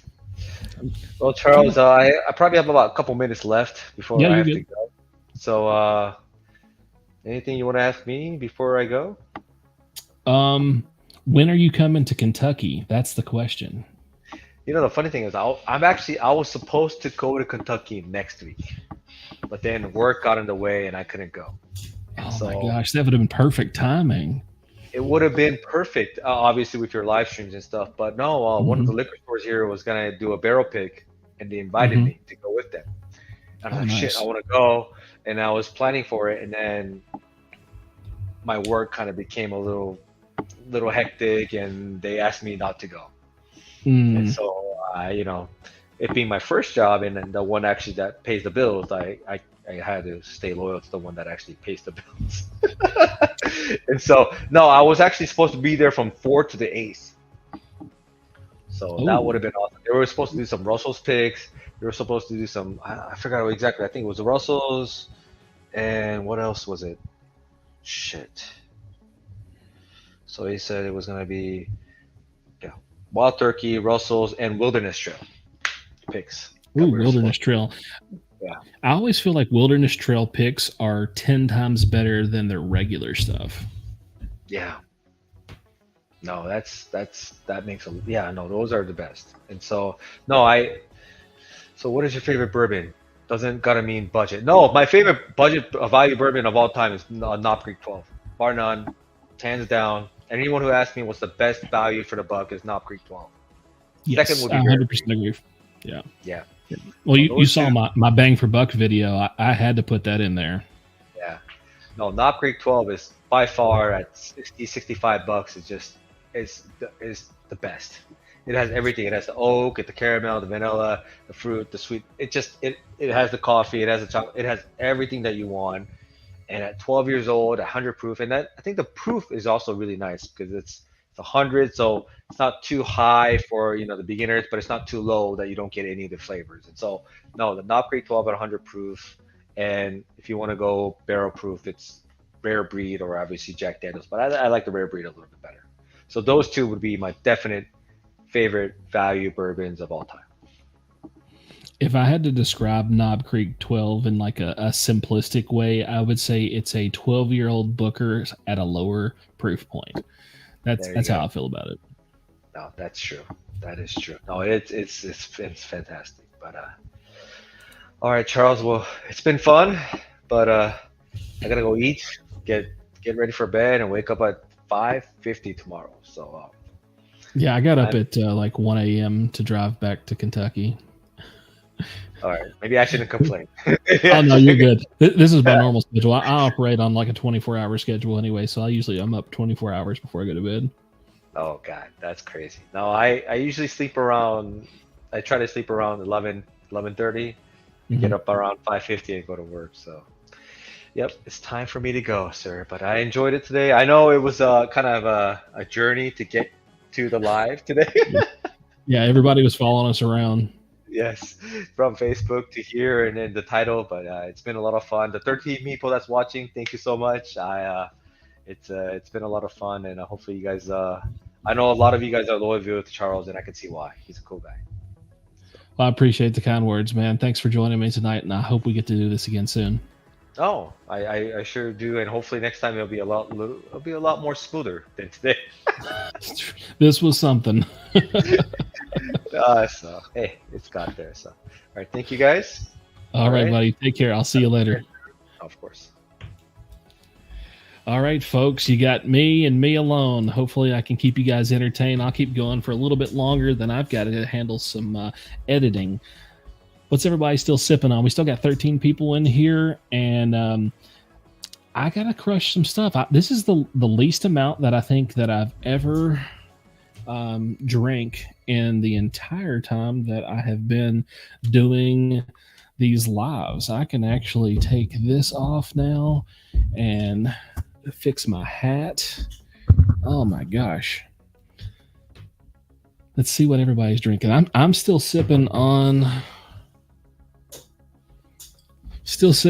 the old Jack Daniel's single barrel proof rye, 127.4 proof. Heck yeah. This stuff, man, it just hits different.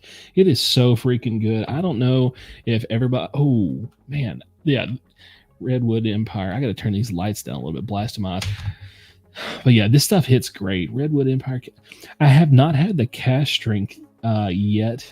I need to pick one up. The regular one is excellent. Oh, Elijah Craig Barrel Proof C922. Daggum. I haven't seen any of those in a while. I ran into an old store this past week. They had some I think it was B521, and then on the counter he had some I think it was this current batch, the B524s. But he had the old one's still on the shelf and the new one's on the counter. I didn't get one. Ooh, man. Is that any good? I have not had that one yet. Is it sourced? Is this one sourced? Also, whiskey code is still in here. Okay, military medical. Okay, I'll put that up there. Patrick, if you see that. Stag 23A. Is that my... Yeah, 23A is the travesty. Those of you who don't know, this happened. I had complete separation from my cork.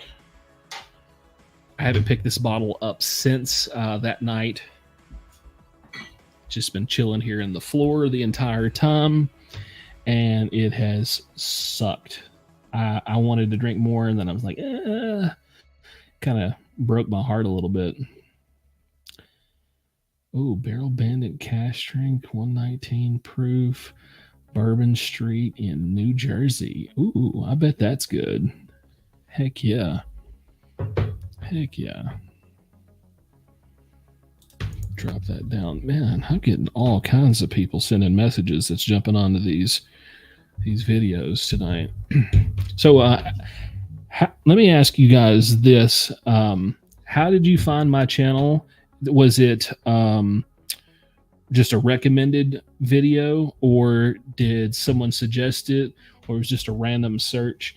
I've been trying to search analytics and see if there's any way to kind of to tell how people are finding me, and I haven't found any way, and I was kind of curious how everyone found my channel.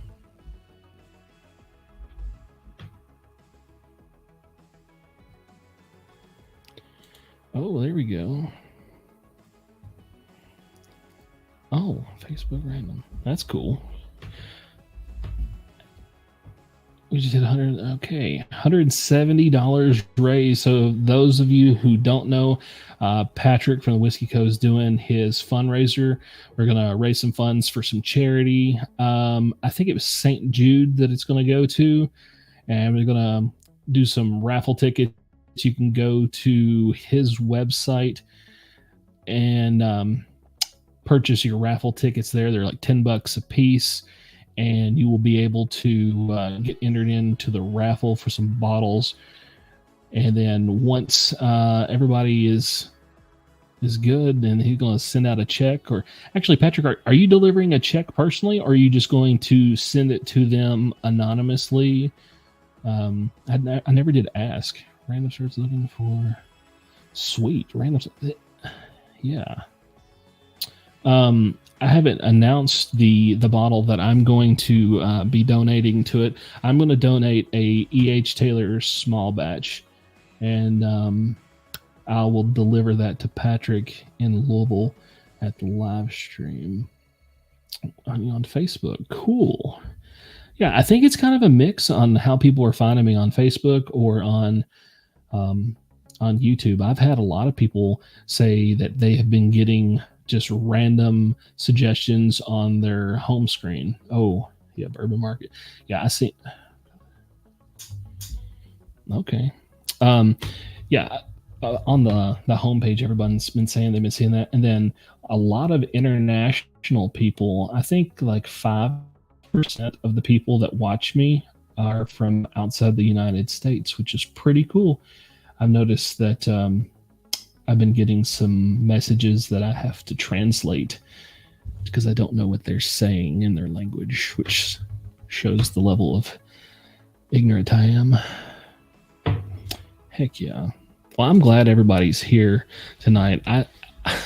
I'm sorry that it didn't last on Facebook. It wouldn't let him join, and I said, screw it. So we're here now. I'm glad that we're here, but it kind of turned out good. I was able to interact with you guys a little bit easier. The platform for Facebook is not that easy to do the live from.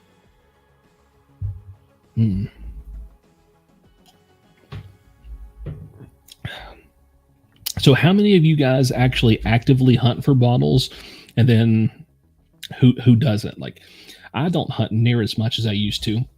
I probably hunt 2 days out of...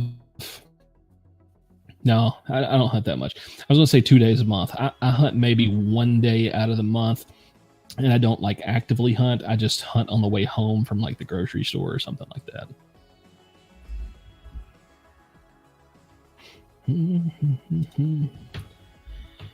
Heck yeah. Let me see if I can... I want to see if I can get his... Patrick, will you post the link to your raffle tickets in the group? That way we can channel people over there if they want to get into the raffle for the bottles for the St. Jude giveaway or charity event every week on my day off. Yep.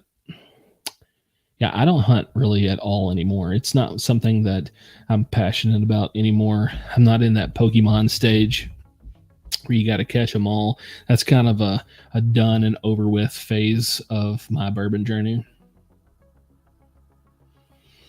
Bigger base about an hour north. Oh, cool. I don't know if any my local guys do any hunting on base. Aaron, if you're still in here, do you go on base looking for bottles? I've never been on a base to look for anything. So 3 goes that do barrel pick. Oh yeah, nice. What is Bourbon Wrench? Trev Wilson, he does a lot of picks, and man, I missed out. I did not get any of his Gene's Weeded Wiener. If you guys have watched his channel in the last little bit, that was one of the picks that they did. I missed it. I was not paying attention, and I was like, oh, I'll purchase that tonight when I get finished. I should have just jumped right on it, and I did not. So that was my mistake, but I really think that everyone's talking really well about that bottle, and I'm sad that I did not get Gene's Weeded Wiener.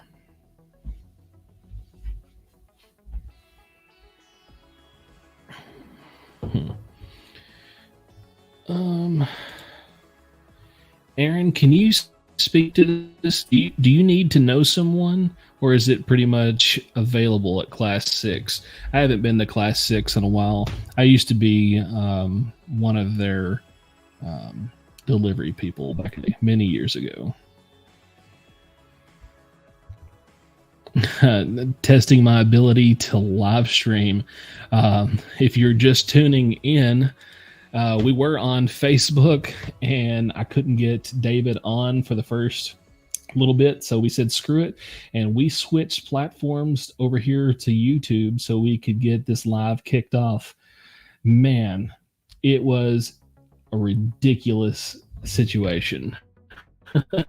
And the reason, let me explain real quick, those who don't know, the reason why it's called test is my laptop is out of range here. So I still had the word test saved in my clipboard. So I just right clicked and put test in there and hit go. All right, Patrick, have a good night, buddy. Take care.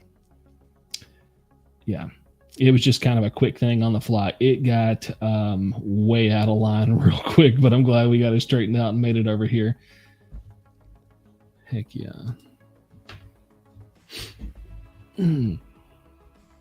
Oh, what we got? It helps if you know someone. Yeah. So when I used to deliver to Class 6, I don't know that any of those people really gave two craps about the whiskeys and bourbons and stuff there at the store. They were really concerned with the beer, and they really just focused on inventory and stuff of the beer. I can't speak to how they handled their whiskeys and allocations of everything. It wasn't that really big deal at that time, but like this is 2014, probably 2014, so way before COVID, way before any of the craziness was going on. This was, I guess, right after the Pappy scandal, and bourbon and whiskey really got in the spotlight of the world's eye.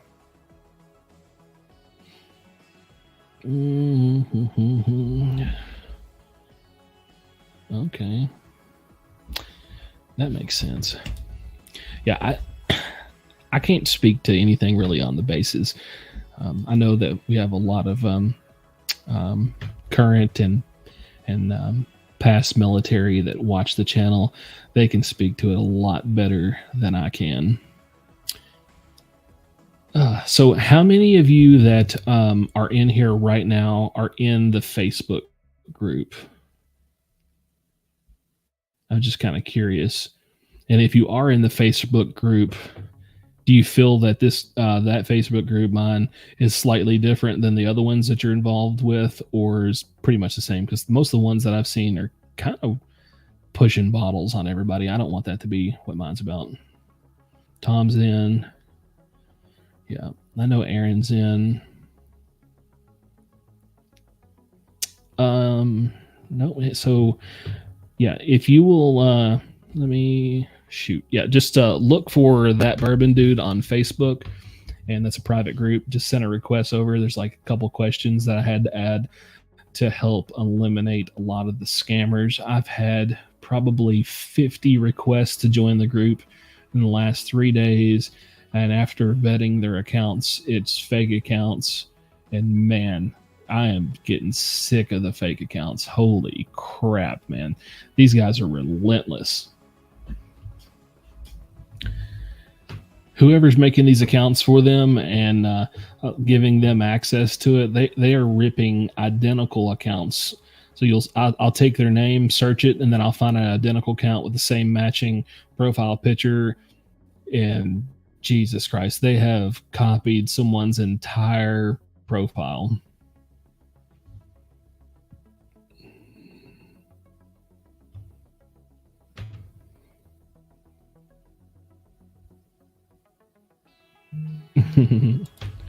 Oh shoot, here we go now. Heck yeah. Well, I'm glad that everybody is either finding the Facebook group or finding the YouTube channel.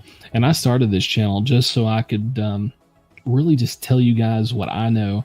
And I've been in the industry so long that I've got a very unique perspective on everything. And I try to give you guys things that other channels are not doing. I have to do a few reviews here and there to kind of fill up space, because if I just post back to back videos of like bourbon market stuff and bottles coming out, I think everybody would kind of get tired of it. There's like 500 and something bottles that's supposed to come out just in 2024.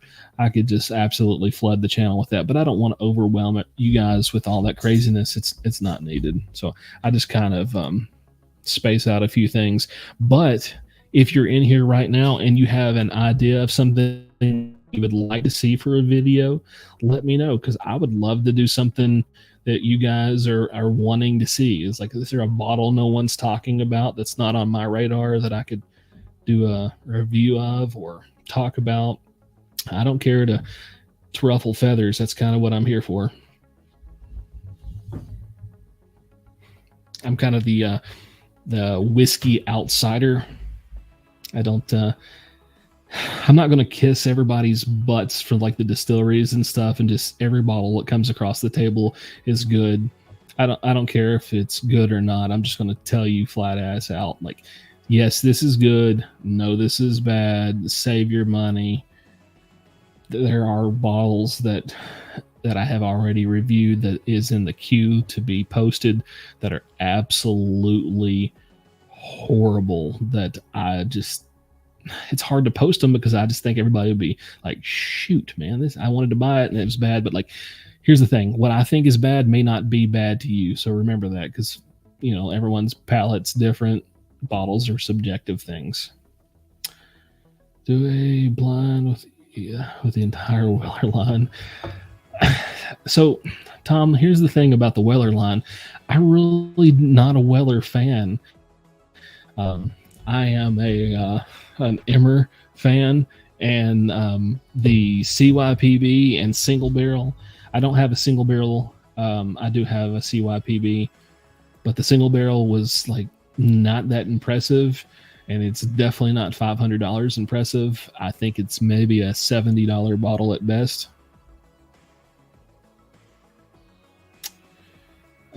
Find great drinkers that are available. Yep.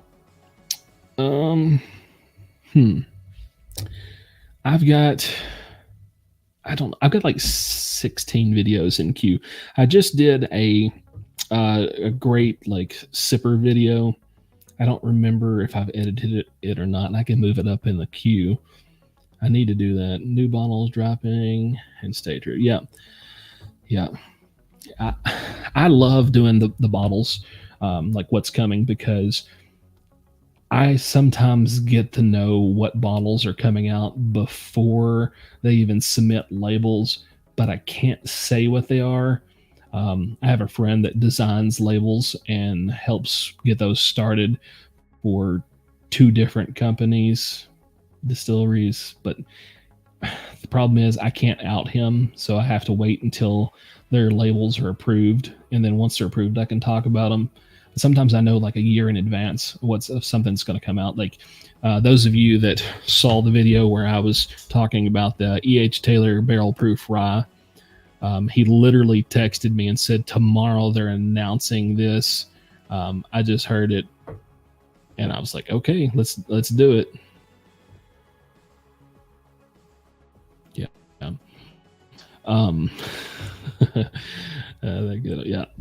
Yeah.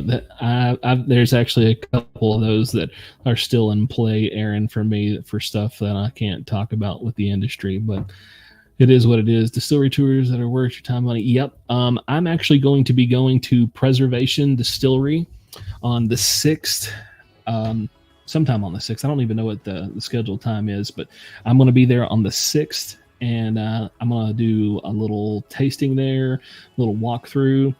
Their price is probably one of the better pricings that I've seen. It's like $24 for their tour. I've never been to their distillery, and I've only ever had one product of theirs. I did reach out and talk to one of their experience directors. I think that's what they're called. I can't remember what they call their tour people. But yeah, anyways, moral of the story is I'll be there. Patrick and I is going to be there. We're going to do a tasting there, kind of see what it's all about. I'm looking forward to tasting that Old Man Winter. I hear that it is extremely good. Single barrels of fire. Yeah. Is there a single barrel product that you guys would like to see that nobody else is talking about? And if I can get my hands on them, then I will definitely do that.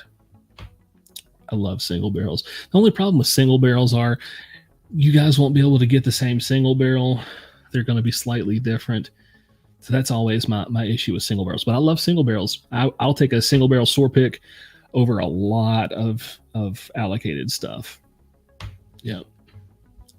Heck yeah. Let me finish this little pour here. We'll do one more. I'm probably going to wrap it up for the night because I do need to edit some videos.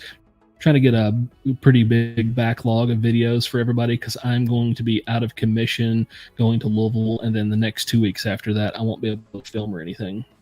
Oh, Four Roses. Yeah, so never seen them in my... Okay. There's only one Four Roses that I like, and that just makes me like an absolute like douchebag because I only like the LE. I have the entire lineup. I'm actually going to do a distillery review of the entire lineup, and my gosh, it's going to be a struggle because it's like Four Roses to me is extremely floral regardless of which mash bill it is in combination. I just can't get past it. It's like trying to eat roses. New Riff single barrel rye. Oh yeah, I have not seen the single barrel rye cask strength yet.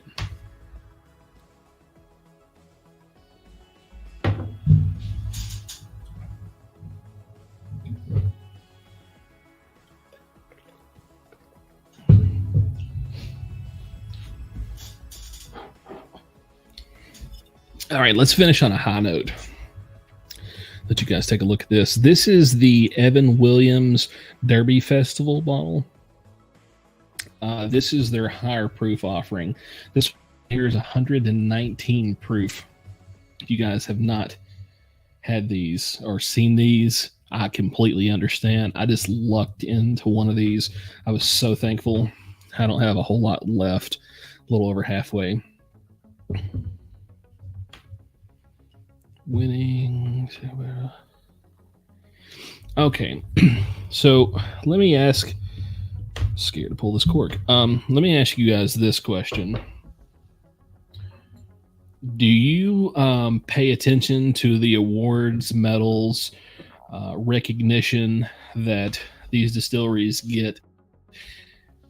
Is that like play a factor into your decision on purchasing a bottle, or do you just not really give a crap if they've won an award or not?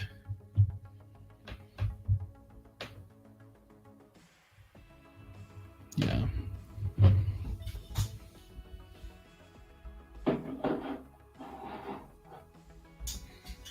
Nope.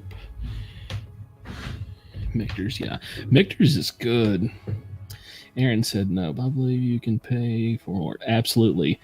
And that's where I'm leading into this. Most of the awards are purchased based on how you donate to either the company doing the awards, or they say if you donate X amount of money to said charity, you will receive this amount of award, double gold, platinum, whatever. That's how it happens. Same thing with like the JD Powers awards with vehicles. They're purchased. They're not won. Yeah, good. I'm glad you guys don't care about it because that's the smart way to be, because they're just all lies. It's just all marketing.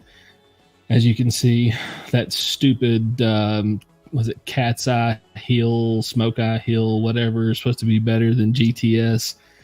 I have got a sample of that coming, and I can just tell you from what everyone's saying, it's just not, it's not good. It's definitely not the GTS killer, that's for sure. Ooh, goodness gracious. How many of y'all are Evan Williams fans? Ooh, Garrison Brother. Man, you know, I've only had one Garrison Brother, and that was the sample that Tim from the Bourbon Chronicles sent me. It was good. It was hot, but it was good.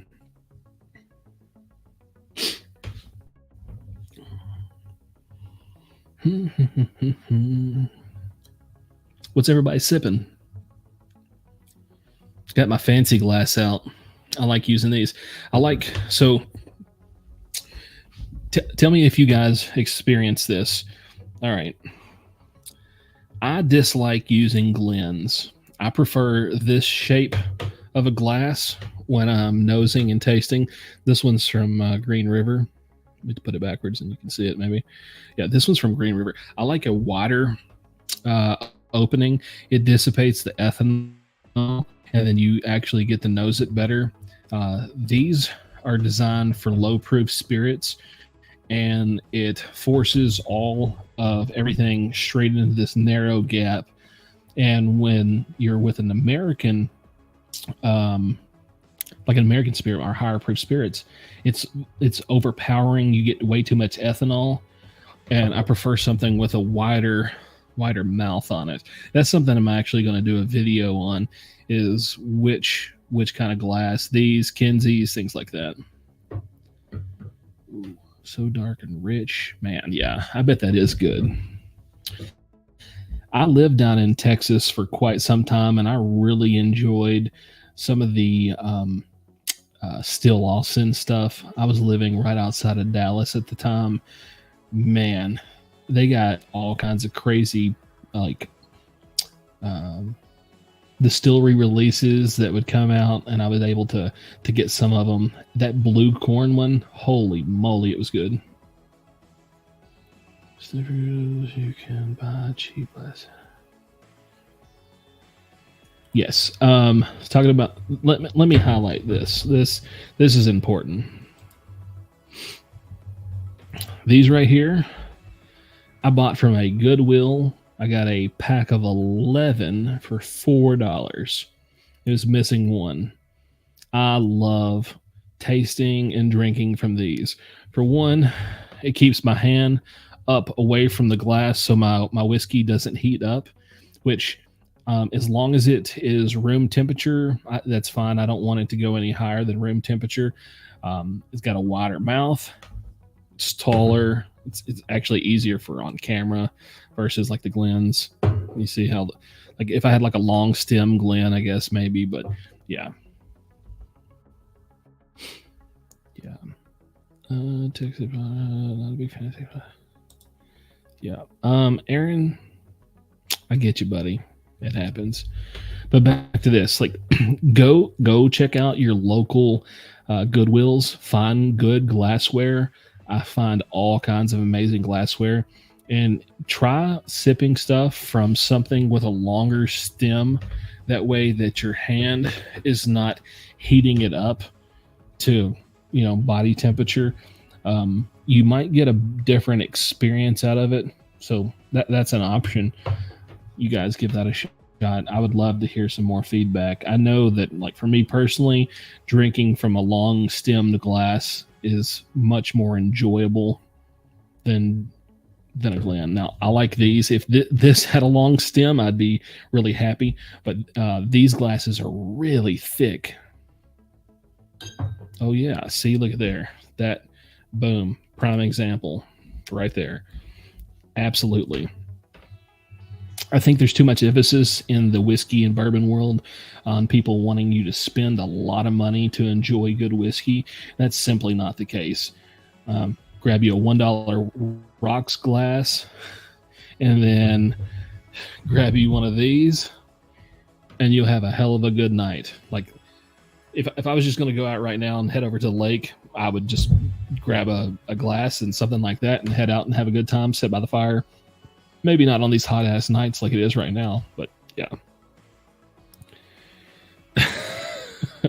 All right. Those of you who do not know my buddy Aaron, he is the Chug King. Aaron, we got to do a Chug video together. We live so close together, we just don't get to hang out.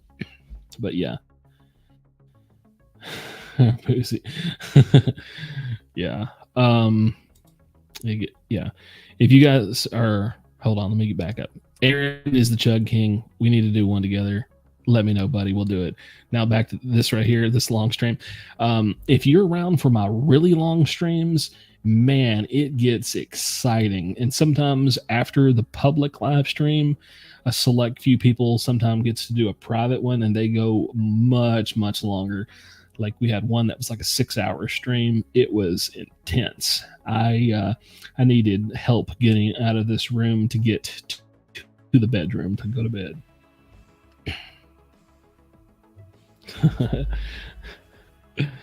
Oh shoot. We see a lot of estate donations. Glasses makers, yeah.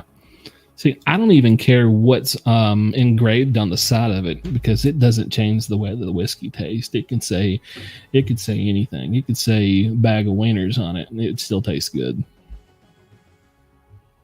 Gosh dang. Who's an Evan Williams fan other than me? Evan Williams is one of my favorite underrated products on the market. I just wish that the Evan Williams single barrel would be at like 100 proof and not the 86.6 or whatever the hell it is. Yeah, Ken is. Heck yeah. Which one do you like the best, Ken?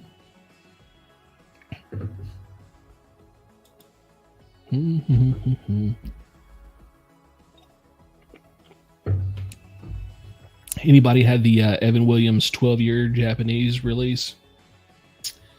Yeah, Tom loves it. Look at him, all caps, screaming it out from the rooftops. Heck yeah. Yeah, 34. Yep. Mm-hmm. Hell yeah. This stream might go a little bit longer, but I might have to go hit the head again. Actually, let me do that. I'm going to go hit the head. Give me guys like 2 minutes. I'll be right back. And then we'll keep smashing some bottles. Screw it. We'll go all night if we have to.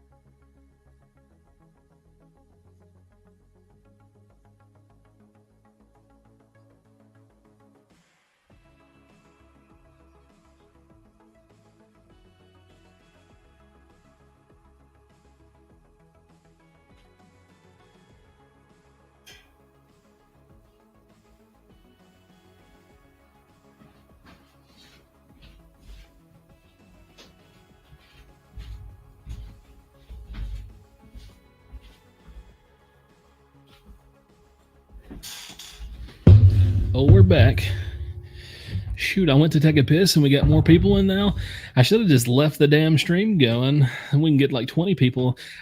Apparently, more people like it when I'm off screen. I hope not. Heck yeah. Worse by the minute. Thank God I don't have to type right now. I can just talk into this damn microphone, and it makes it just fine. And then let me put these on here because I'm about to do some fun stuff with you guys.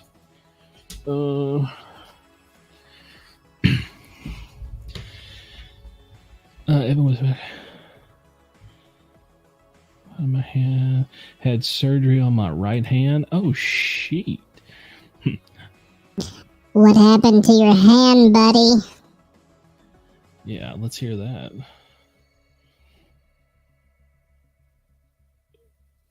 James E. Oh yeah, James E. Pepper is legit. Absolutely legit.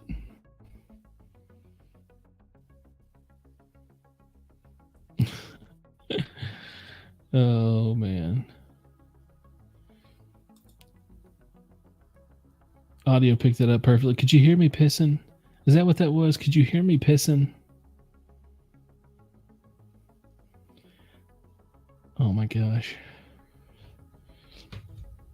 So part of the reason why we had this big debacle on the Facebook group is because we got a soundboard now.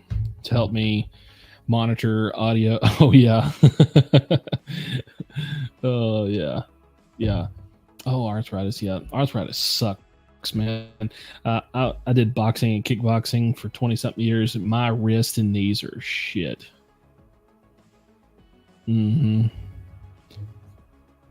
Let's see here. Let's get some different music going on here. Brands. Drop in a logo. What do we got here?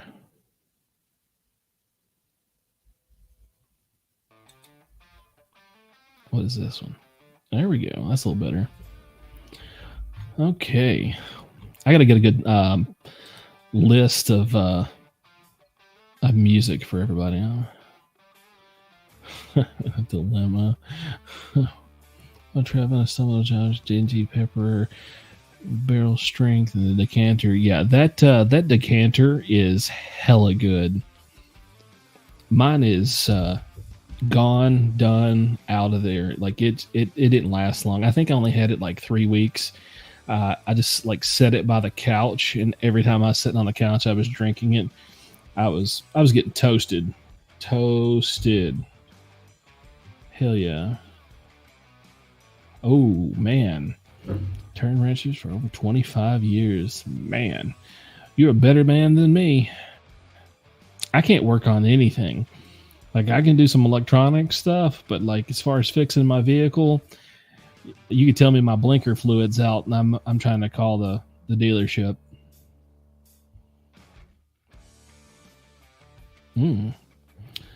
Ben Holiday tour. Hell yeah. Tom, I didn't know you. Oh, yeah. Is this the trip you and I were talking about? This may be. Okay. I guess it is. Hell yeah. Those of you who don't know, Tom's one of my buddies, and Aaron, they're locals to me. Good guys.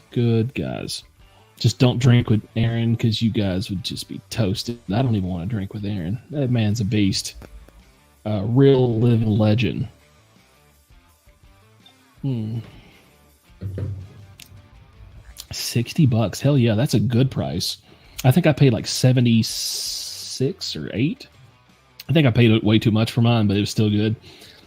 We don't have any more really available in this area that's at a decent price.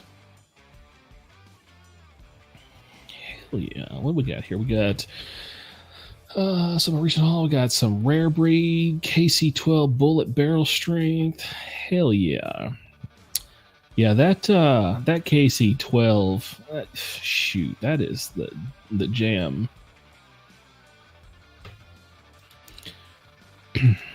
Aaron, the only disappointment is in your hands. Just remember that. I said that. No, don't let him sell himself short. That man is legit. He's been doing bottle chug videos on multiple platforms way longer than I've been on any of these platforms. That's for sure. He don't give up. There we go. That's better.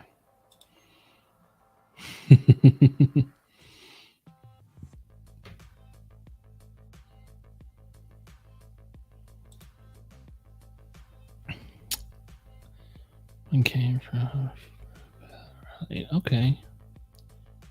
A group blind on a live. Yeah, that would be pretty cool.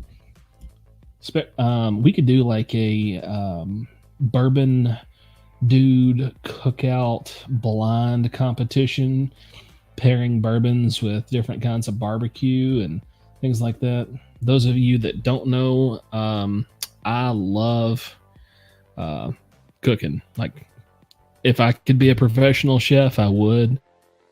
I just don't have the necessary skills to do it. No, I'm just kidding. I actually cook pretty decently. I have a wide variety of stuff. I can cook a lot of stuff. I do a lot of Asian cuisine, a lot of barbecue plus Asian cuisine. It's pretty much my specialty. And then Mexican food. I love Mexican food. I lived in Texas for almost 12 years. Oh, yeah. Mm-hmm. Yeah, Monday Chug Day is a thing that we do on Facebook, and everybody chickens out. Everybody chickens out on Monday Chug Day. I don't know why everybody's scared. Don't be scared. Don't be scared. We're going to love you just as much after you get done chugging, maybe more than we do before. So, yeah. Yeah. Yeah, you need to be on that Monday Chug Days. I don't think I'm going to do Monday. No, I can't do Monday Chug Day next week because I will be out of town.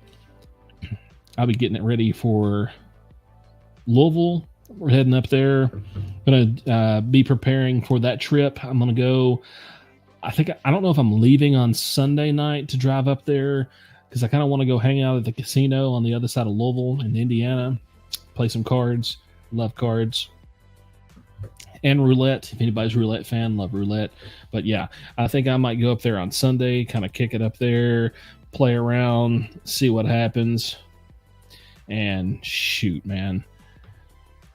Hopefully we can get some good bottles. I've got some leads on some stuff. Yeah, do it as a parking lot pregame. I would, but here's the deal about hanging out at like Heaven Hill and stuff and drinking in their parking lot. I actually have a meeting with some people there. So if I show up with whiskey on my breath, they might think I'm just over prepared as a very serious professional. You know, I had a drink before I showed up to make sure that I was on par. Like I was out there crushing Larceny barrel proof or something. I don't know if that's how they'd see it, but I would try to explain them to them that way. Just like, hey, you know, I have to make sure that I've got my palate warmed up for this meeting. So where's the drinks? Maybe they're not. I'm a baker, but going to school. Heck yeah. I can't bake a damn thing. My wife makes bread, all kinds of stuff. She's so good at baking. I'm not good at baking. I wasn't good at chemistry, so I'm not going to be good at baking. I don't follow directions. I season with my heart. I taste it. If I think it's good, it's great. If not, then I just keep adding shit until it's good. You tell them, okay, from Wild Turkey. Yeah. To be honest, I cannot ever manage to get to Wild Turkey when they're open. I've only been there like one time, maybe two times. I think I went like in the early 2000s. But like my days off just do not coincide with their schedule. It's so hard. Like I have to take a day off if I'm going to go to Wild Turkey. But Heaven Hill, I go to Heaven Hill a lot just for the fact that their schedule of being open and mine works out fine. Every time I'm up in that area, I try to hit Heaven Hill, Old Forester, and Michter's. I do my little loop and then do a little bit of bourbon hunting. I don't typically do much bourbon hunting up there. I just know that it's just not good deals unless you're at like a Total Wine, a Liquor Barn, or Evergreens, aka Cox's Liquor. You're not going to get a decent price. Yeah, everywhere else is just jacked up. Things like Riverview Spirits, they have just every bottle that you can ever imagine. Like literally, there's no bottle that they don't have, but you're going to pay a crazy price. When I was in there last time, regular Blantons were like $2.99. Rock Hill Farms were like $7.50. GTS was like $1,100 and something, but you had to buy something else to get that. I think you ended up had to spend like $2,000 to get a GTS. Let's see here. Answer this question here. I live about 160-ish miles from Bardstown. Seeing Whiskey Bondi said Larceny B524 is a must. Waiting for it to drop. Man, it ain't dropped in my area. I haven't seen it yet. I love Larceny. Larceny is a hell of a bottle. I'm excited. Larceny, if you guys don't know, is going to start doing picks. So you can do a Larceny single barrel pick. It's going to be, they're going to have a small batch pick, and then they're also going to do single barrel proof picks. So that's going to be hella awesome, especially for those of us who have limited selection of bottles when it comes to weeders that we actually enjoy. I only like just a couple weeders. I'm just not a big weeder fan. I'm a Brown-Forman fan. I like their profile much better than the wheat. Wheat has just this unusual funk to me that kind of throws me off. Yeah, heck yeah. I try to keep you guys updated. If there's stuff that I'm allowed to say on the intraweb, I will say it. There is a lot of stuff that I am bound by documents that keeps me from saying certain stuff. So I have to be very selective on what I say and not get too worked up on lives and videos and stuff like that to make sure that I'm doing what I'm allowed to say and saying what I'm allowed to say. Like I don't want to get in trouble. I just have a lot of shit that I know. It's kind of how it is. So when you've been in the industry as long as I have and doing the stuff that I've done, like literally from the bottom all the way up to managing accounts, it's you learn a lot of stuff.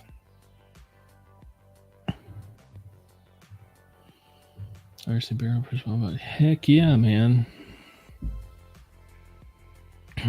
To answer this question, I started in I guess my first real experience in the whiskey world as far as sales is I used to be a manager of a club back in the early 2000s. And then from there, I transitioned into distribution. Started out as a merchandiser, merchandising stores, setting up displays, doing product tastings, things like that. And then I got into sales and didn't like sales, got into the distribution part where I was driving the truck and making on-site deliveries, got out of that, got back into the sales, went into that for quite a while, transitioned to account manager. So I was managing several different national accounts, big chains. Can't tell you which ones because that's one of those things, but yeah. And then from there, got out of that and went back into the private sector, into bars, clubs, on-premise, off-premise sales. And then I can't really say what I do now, but yeah, I still have something to do with it. Yeah, I've been in it for a long time. I've had my hands, let's see, this April of this coming up year will be 22 years. I've been directly involved with the spirit world. Long time. Let me answer this one here. We got Jack Daniel's Triple Mash is my favorite. So I don't remember what the hell I did with my triple mash. I know I bought one. I drank it. I'm pretty sure that I took it to the Nashville, Tennessee bottle share that I went to. That and some other stuff because I needed some space. I think I finished like half the bottle myself. I cannot remember anything about it, to be honest. Maybe I should buy another bottle and try it. It's been a while.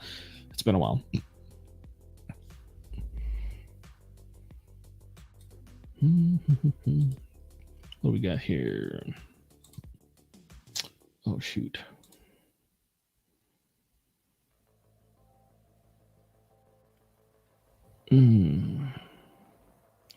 Yeah. Okay. Oh, there we go. That's what I'm trying. I almost bought a bottle. I had one for later on base. So, yeah. Hey, anytime that you can buy something on base, that's where you do it. Like, you don't have to pay the taxes, crap like that. Yeah, Tom, I will. I actually have 3 that's coming up in conjunction with other channels, and then I have 1 with a store, but it's all going to be this fall. I don't know what percentage if any of the 3 that's in conjunction with the other channel that I'm going to be able to get to be able to let my members and viewers be able to get. The one with a store, it's an out-of-state store. I'm going to do the pick for them, and then they will get their barrel. Their barrel will be going to Texas. So I think I might get 2 bottles. I think I agreed for 2 bottles, and then they cover my expenses to go up to do the pick for them. Yeah, not much. They didn't want to make the commute up here. It was going to be out of pocket for them, like $1,000 to get up here and get back, and then basically I just wanted a tank of gas and 2 bottles to go do their pick for them. I can't say which pick it is yet or what distillery, but it's coming. And then the ones for the other YouTubers that I'm doing in conjunction, they're all 3 Russell's picks. Yep. Eventually, I would like to do my own pick privately just for my viewers. I'd love to do that. I'd actually, and I know this is like kind of cheesy, but I want to do an Eagle Rare pick because I want to do like black wax, a gold barrel neck tag that hangs off with a chain, and then something else and like a really cool tater sticker. I just think my logo and colors would look really good on that bottle. Yeah, if I do a pick from for myself for this group, what I'll do is if you are in the Facebook group or the YouTube channel, like I'll announce on both sides and I'll say, hey, if you want to be part of this and you can make this date, enter in, and I'll just do a randomizer. And if they allow me, I think it's usually 6 people they typically allow you. I will randomize 6 people out of it. Well, it'll have to be 4 people because my wife will definitely want to go. So I'll pick 4 people randomly and announce it. And you guys, whoever can go, and that way everybody has a fair shot. I'll probably randomize it online on a live, so everybody that wants to be part of it can see right there on the spot. I'm sure that would be pretty awesome. Something else I plan on doing is bringing subscribers on to kind of do a subscriber versus YouTuber challenge, like a blind. I will have samples sent out to that person, and we'll blind them and just kind of have fun with it. Heck yeah. Are you talking about the Barrel Select program or the Store Select program?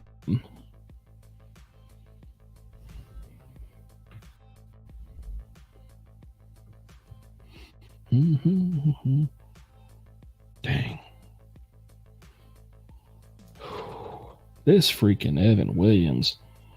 It's like the sweetest, most upfront caramel that you can ever have on a bottle. It's absolutely crazy good.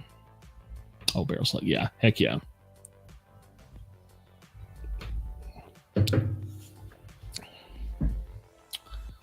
Uncle Nearest. So my boy Tom's a big Uncle Nearest fan. I've only had just a couple samples from him, and then I don't recall what bottle I drank at a bottle share. Their ryes were really good.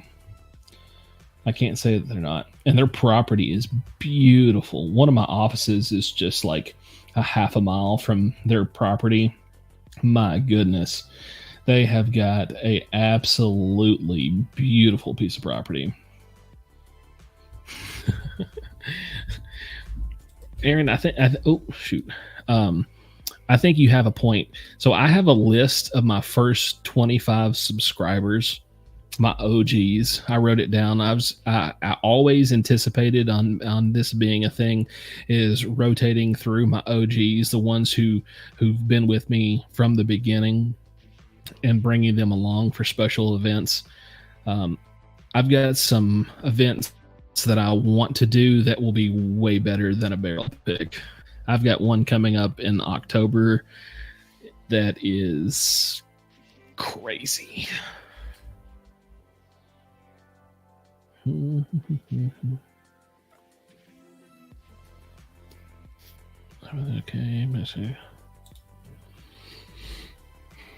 yeah.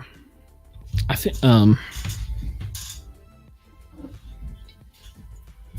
this one. I like this one. This is a on base thing. One of my friends brought that one off base for me.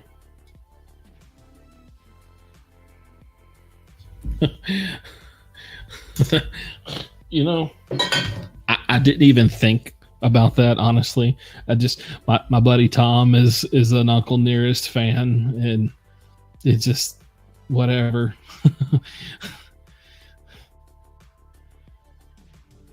Shit happens, right? It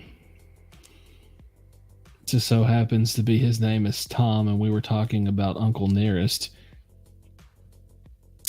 Tom, can you confirm what this? I might be completely off. Was his name Nearest Green or Green Nearest? I cannot remember what his name was.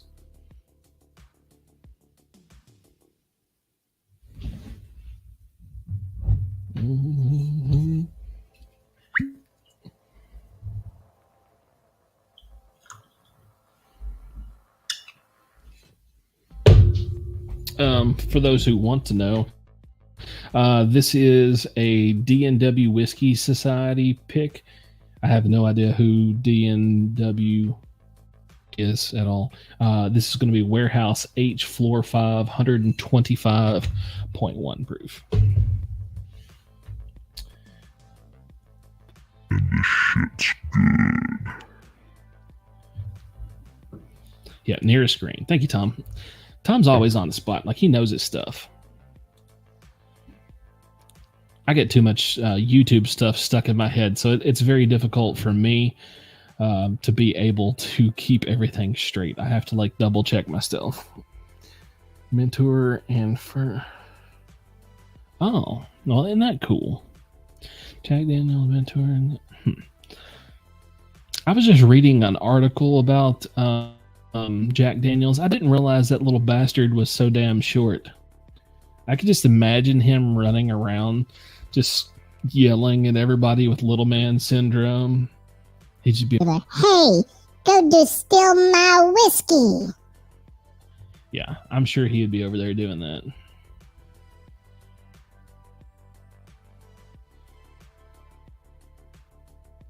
Yeah, we're just gonna get fucked up. Let's get real fucked up. So the intention, I told my wife this was going to be a 30 to 45 minute stream on Facebook. I am 3 hours, 6 minutes, 49 seconds in, and yeah. Do you? Yeah, what is this?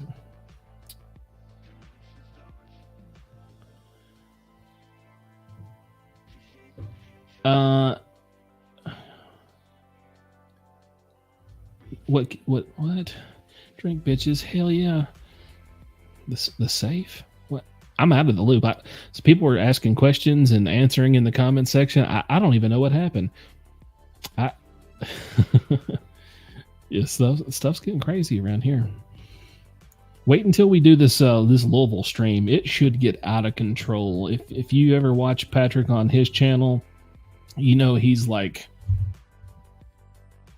hands everywhere and he's bouncing around and doing stuff. I'm kind of stationary, more of a mellow fellow. It should be hella good.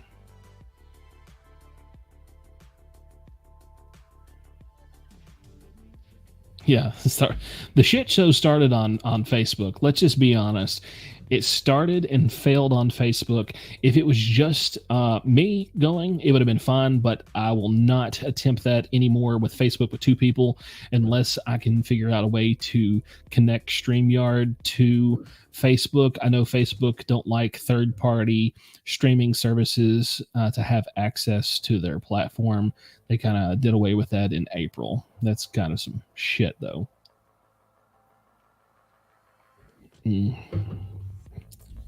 What's everybody still drinking? I'm drinking this Old Forester.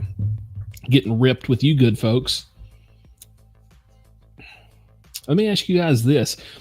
How many of you guys would be interested in me going, not tonight, but at a later time, a mobile live stream where I can go all over the house, outside, take you guys to the whiskey barrel, to the garage. Maybe we'll do some cooking on the grill and drinking some whiskey.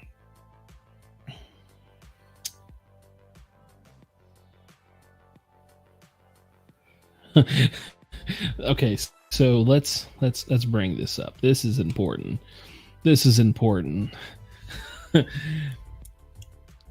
So the cash strength is not the weakness of your game. What it is, it's prepping you for the next time. Like you may have started strong and finished weak this time, but you're going to start strong and finish stronger next time. So remember that. Start strong, finish strong. So start with the highest proof and then continue high proof. Yeah. We can go mobile sometime. I also would like to do, I don't know if I'll get in trouble, but I have to get permission from a store. I want to take you guys on a bourbon hunt live stream.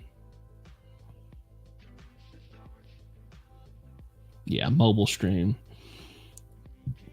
Oh man, that Eliza Craig toasted. So it's a wintertime pour for me.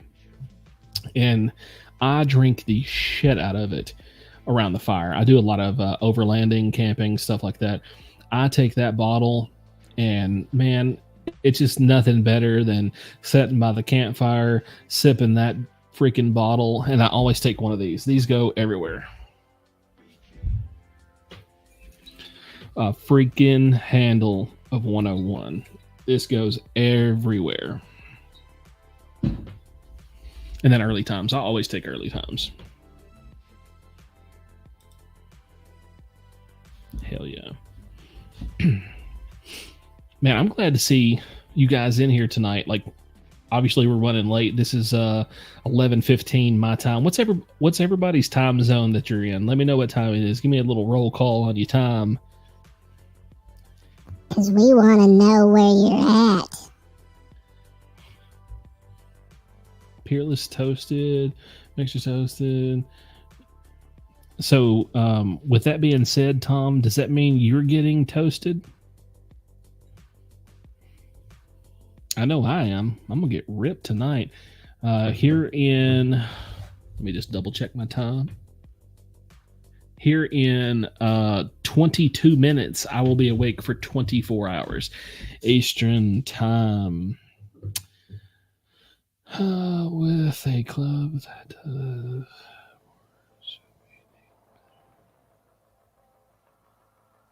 yeah. Here's something else too, guys. Talking about doing like things. What do you guys think about maybe getting 4?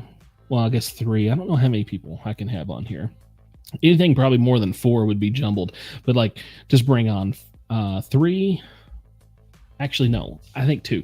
I'll bring on myself and another whiskey tuber, and then we'll bring on 2 viewers, and myself and 1 subscriber, and then the other whiskey tuber and other subscribers on a team, and we will do blind tastings. Like I will send samples to the other team, and the other team, whiskey tuber, will send samples over here, and we could do a taste off and a scoring system. I think that would be kind of a fun thing.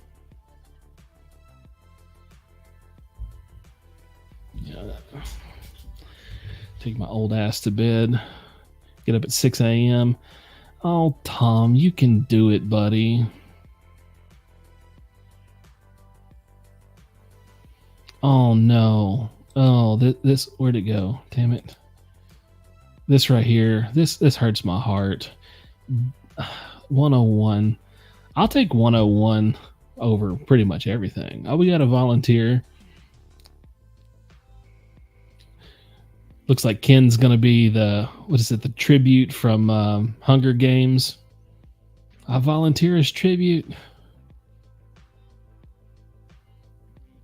Heck yeah. I would love to do some more interactions with the subscribers. I think that would be way more fun than a lot of the other stuff that I see other tubers doing. Like I know they kind of do like the back and forth like what I'm doing right now, but I want to involve you guys with it, be more inclusive into the community, not just somebody on the other side of the screen watching me talk back at you guys. Like I like to talk to you guys, but I also like to interact. And while I'm asking that, who enjoyed David on the stream tonight? I know I sure as hell did. Yeah. I think a lot of people cut their teeth on the freaking 101. My father was a whiskey drinker from way back when. I am the youngest of my father's children, and he's substantially older. He's about to turn 80. I'm almost 40, so there's a big gap there. But yeah, he used to slip me all kinds of whiskey when I was like real young. Like we'd go fishing. I was like 12 years old, and 101 was one of the things. That and Kessler's. I think I probably drank 10 gallons of Kessler before I got to be 15 years old. We go on fishing trips and just drink Kesslers. I'd be all kinds of tore up. I'd have to wear my life vest in the boat. We wouldn't even like off the dock. Just sitting in the boat drunk like a stupid kid with his dad. But I guess those are good memories, right? Everybody's got to have those weird memories with their parents. Who else used to drink with their parents?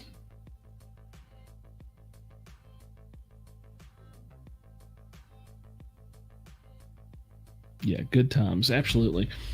I mean, everybody's got the good and the bad, right? But the good ones last forever. The bad ones seem to fade away. Like I always feel like in conversation, you seem to forget what the reason why you argued with your parents. Like you remember that y'all were fighting, but you have no damn clue what in the crap that you were even arguing about.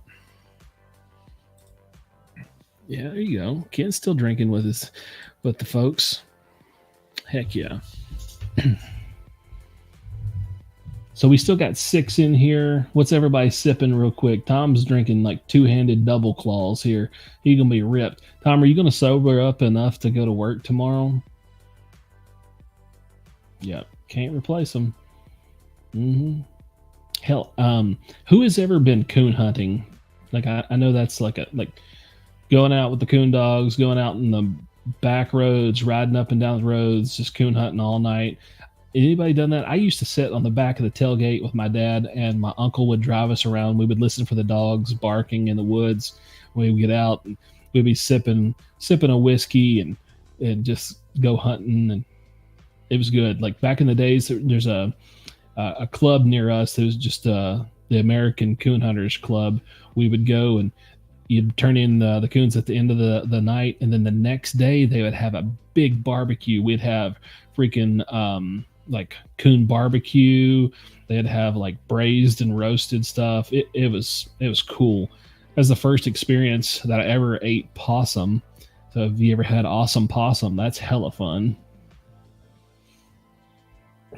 With no work for me tomorrow. Hell yeah. Nobody needs to work tomorrow. Tom's a bum. Why don't you call in, Tom? Quit being a bum. Come be a bum with us. Hell, I can't say anything. I got to get up pretty early in the morning. Got some business. Yeah, plenty of deer hunting camps. Yeah. I didn't really get into deer hunting until I was in high school. And man, that was all I lived for, that and fishing. But I'm still a fishing fanatic. I travel down to the Keys a couple times a year to go fishing. Me and my wife went in April. We spent 2 weeks in the Keys fishing. Had some awesome bourbon hunting in Florida this year. It was really, really good. So good. Possum and sweet potatoes. I don't even know how to respond to that.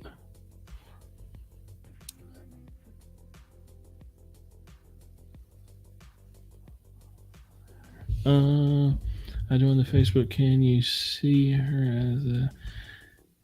Oh, okay. me see here. I bet you there's so many people that's, oh my gosh, there's so many requests. I'm so sorry to everybody that I have not approved in this thing. Jesus Christ. Yeah, we're going to decline.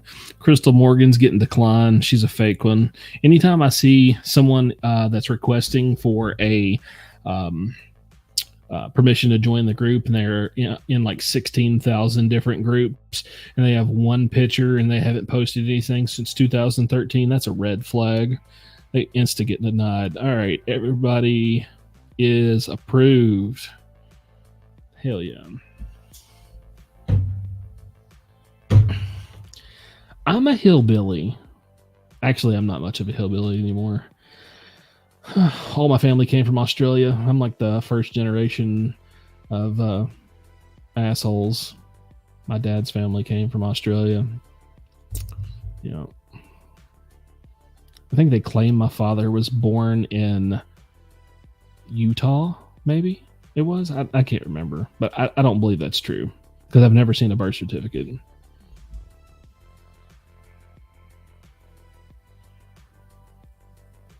Yeah, gotta have some dogs. I don't have any dogs right now. I haven't had any hounds in a minute. It's been probably the early 2000s the last time I went coon hunting. As I progressed and become an adult, like I didn't get to do hardly any fun stuff anymore. I've been working aggressively for the last 20 years trying to get everything in order to retire early, because that's kind of my goal, is to retire early. I'm actually probably going to retire outside of the United States and do YouTube videos from traveling all over the world. Bourbon hunting, maybe. I don't know. Might start a travel channel. I might start a channel called How to Be Fat in Another Country. Just go eat everywhere. That, who knows? Nobody knows. I don't know.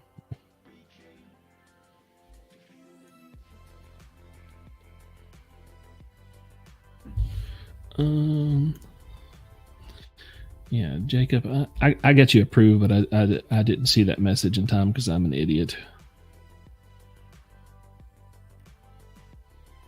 Jesus Christ. I had so many people try to join this. Yeah, so talking about the mindset there, I did not want to work until I was much older. I've always been a very motivated younger individual. I saw a family that lived across the street from me. They were fairly young. They were in their 40s and they were retired and they were just enjoying life. I was like, how do you do that? And like, I literally one day I was mowing my yard and he was just out there chilling. I just parked the lawnmower, went across the street. I was like, are you retired? And I was pretty young. I was like 13. He's like, yeah, I'm retired. I've been retired for a few years. He retired at 39. I'm not gonna make that one, but I'll be in my mid 40s. And he was like, yeah, I'm already retired. I said, how did you do it? And we kind of like struck up conversation, and I've been really obsessed with retiring early ever since then. Oh, Tom's out. Later, boy. I'll see you later, man. But yeah, I've just been obsessed with it and learn. Like, I'm not gonna say Dave Ramsey was an absolute like end all be all to all financial reasoning, but he does have some sound ideas for people that don't know how to manage money properly. Like, if you want to be like the most basic ass investor and learn how to save cash and things like that, and like, he's fine, but like, there's a lot of ways to make money and save money in different more effective ways. Might be slightly more aggressive, but yeah, you can still do it. Oh shit. I let that set. I run my pie hole so long that opened up, and it is amazing. All right, folks, one more pour and I'm done. I really got to edit videos. I said that an hour and 23 minutes ago.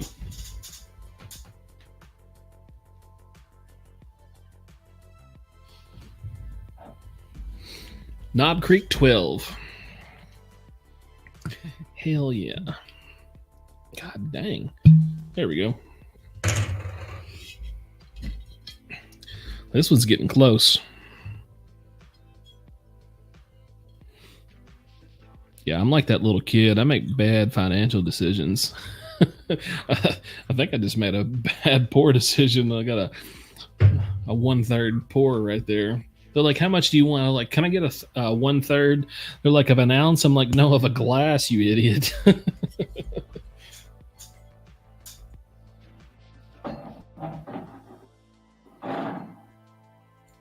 Hey, the only benefit that I've found to buy, well, there's two benefits. There's two benefits to buying bourbon on credit cards. One, you get a lot of really good points and you can like vacation and stuff with a decent price. And then the second benefit is you learn how to pay off credit cards. Oh man, calling me out. I ain't editing shit. No, I really am. Like I've got 2 videos that I'm supposed to edit, and to be honest, you're probably right. I'm probably going to go in the kitchen and make my ass a sandwich, sober up for a little bit. Probably going to watch Star Trek for about... No, I'm sorry, not Star Trek. I'm not watching that tonight. I'll probably watch Lucifer and then lay in bed and try... Yeah, heavy pour. Try to get some sleep. At this point, when I've been awake this long, I don't sleep very well, so I probably won't fall asleep for several more hours. Still on the 9-year cheers. Yep, cheers, buddy. Cheers, everybody. You guys are the hardcore ones. This is what I like. So the live stream's only good after the hour 3. Does anybody else agree? Hour 3 is when shit starts popping off. Like when you see when Patrick and I do our live streams, count it. Set your watch. Hour 3. We get fucking crazy up in this bitch.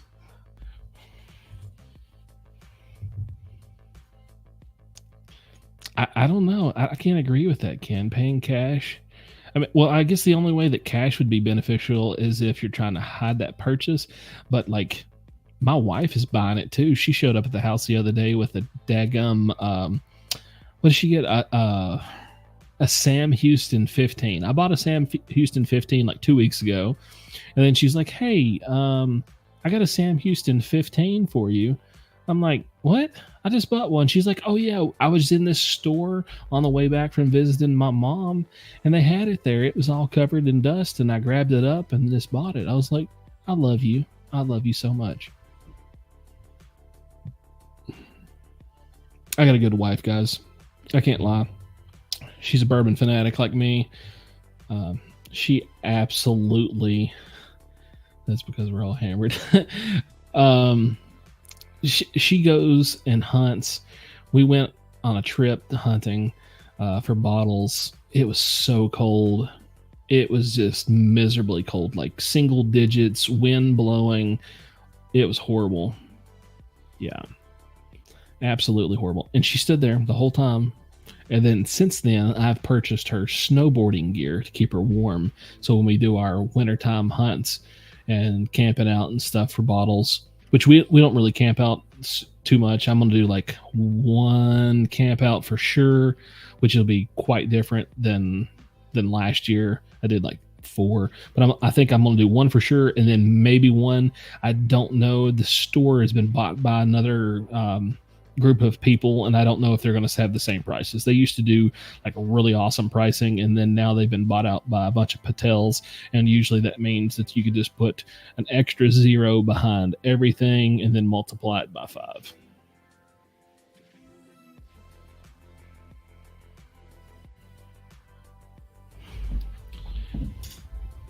Oh, still haven't found a gal that likes whiskey. You got to find them. You got to find you a whiskey Wonder Woman. Hashtag don't follow her channel. No, I'm just kidding. She's fine. She just, I don't know.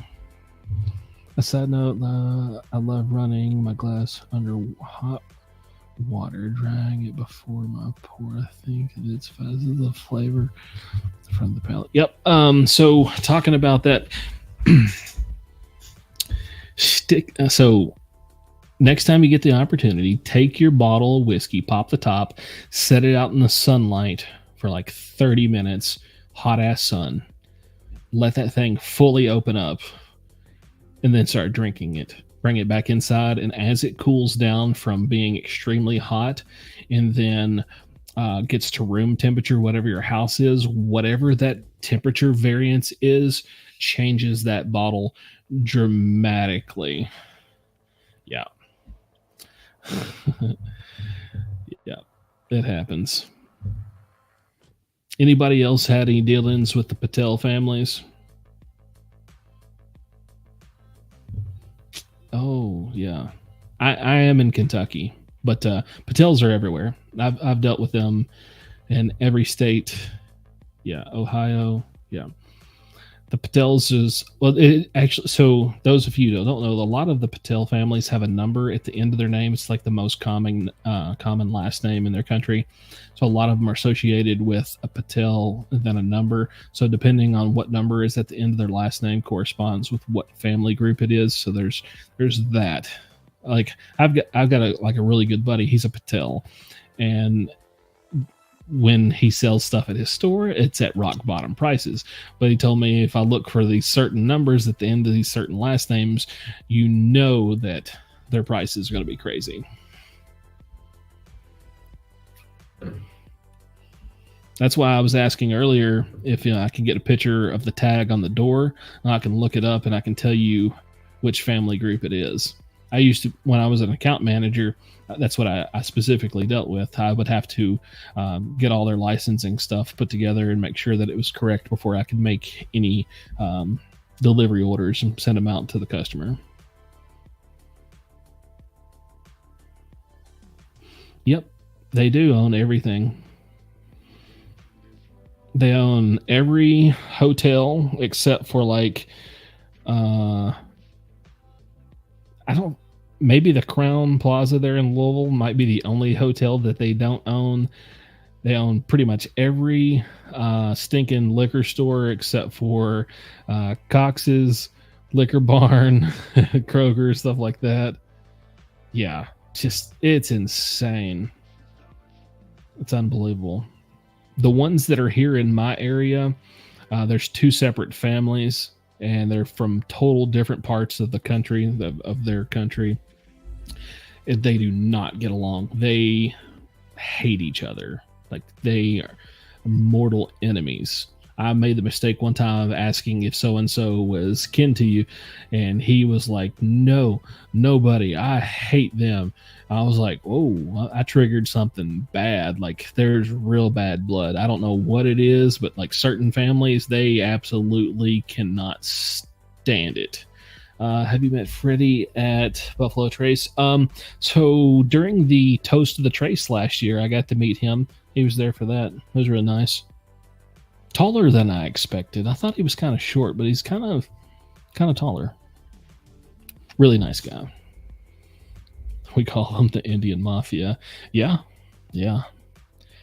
So the last account managing position I had in the spirits industry, I had like 216 accounts, and out of the 216, about 80% were Patels. Yeah. There's like 8 or 9 different families, but out of those 8 or 9 different families, they have like mediaries between the two families, and some of them like work together to do pricing and put funds together to buy massive pieces of property. Skipping on a family trip to Canada come to Kentucky. Look me up when you get here. Let me know. I will definitely. Another question.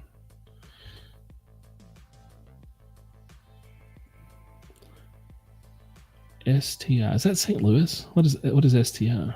Am I an idiot? Somebody help me here.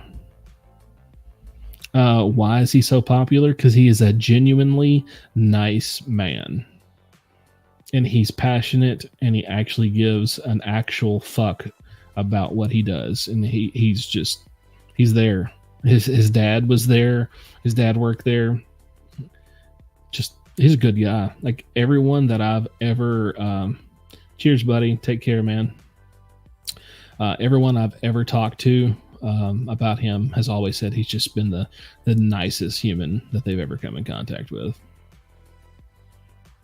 Yep. Yep.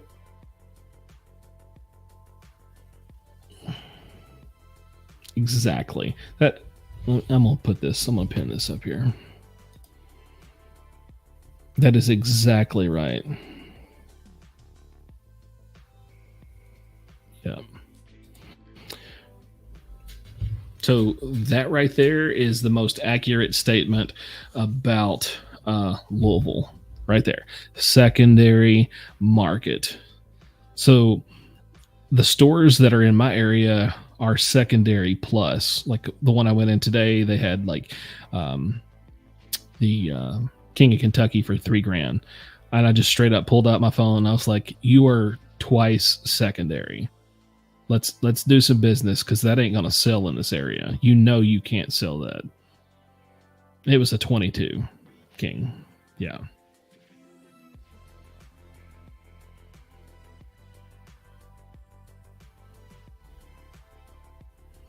Yeah.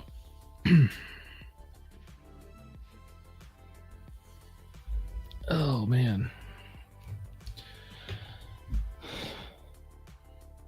Let's see here. Well,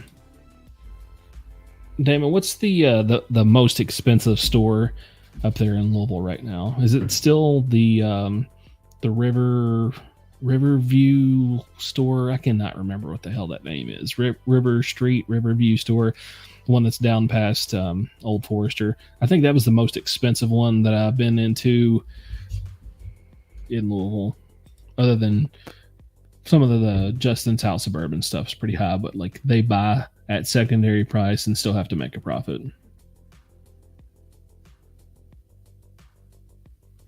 Yeah, you can find everything. There's every bottle that you could ever dream of in Kentucky. It's just you have to take out a second mortgage, sell a kidney, and then trade off your firstborn. Ooh. You were 17. Yeah. I actually passed on a Millennium the other day. Yep. Passed on it. I'm not spending that much money for a bottle. Firstborn male. Yeah, it's got to be the firstborn male. You might have to trade off 7 virgins as well.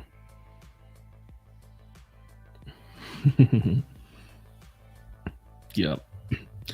Insane. I just can't believe that they stand their ground on prices. Like some of the stores in Louisville have got bottles that have been sitting there. And let me give you an example of how long they've been sitting there. There's some bottles at a couple specific stores that I have picked up and take my finger and wipe a dust line on it, put it back on the shelf. A year later, I've came back, wiped another dust line. I've wiped 3 dust lines on the same bottle. It's been at the same store for 3+ years. It's unbelievable.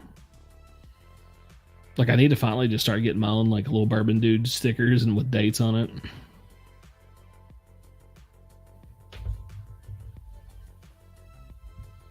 Yeah. Evergreens. Yeah, absolutely. I usually, damn it, I don't know the evergreen locations. I'm not familiar with all of the slang for Louisville, but yeah, not the one that is downtown, but the one that is over closest to the liquor barn. It's kind of like the bigger store of them. I cannot remember what the hell that one's called. But anyways, that's one I go to. Yeah, Millennium, crazy price. Yeah, I was offered one at 6,000 flat, and I turned it down. And they were like, "Are you sure?" I'm like, "Absolutely, I'm sure. I do not want that bottle." First off, let's dive into it. The oldest juice is not 24 years old because they vatted the product for like 13 years. So he's got like 12, 13-year-old crap in it. Middletown. Yeah, you're absolutely right. Middletown. It's got like 13-year-old crap in it. They vatted it and put it in the cooler until they could get to a point where they could market it off.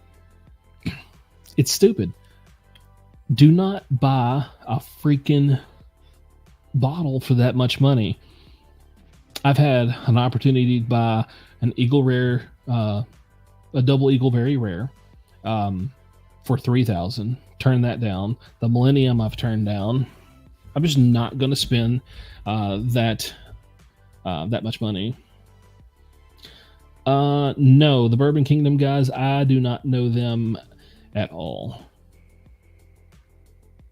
I don't really watch their channel. It's kind of like a bad sitcom, like a bad 80s sitcom, a 90s sitcom.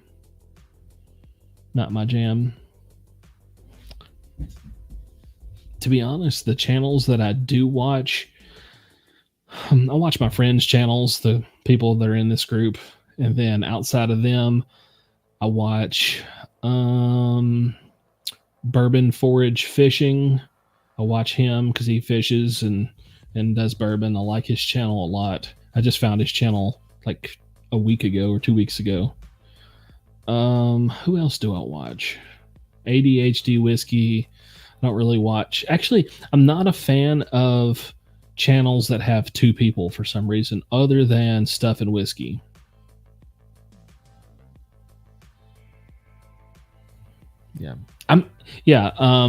Those guys on Bourbon Kingdom, I mean, they seem to be fine. I just it's not my style. Plus, like, they only focus on the extremely hard to get allocated stuff, which is pretty much unobtainable for a lot of the people. They're very well connected, and yeah.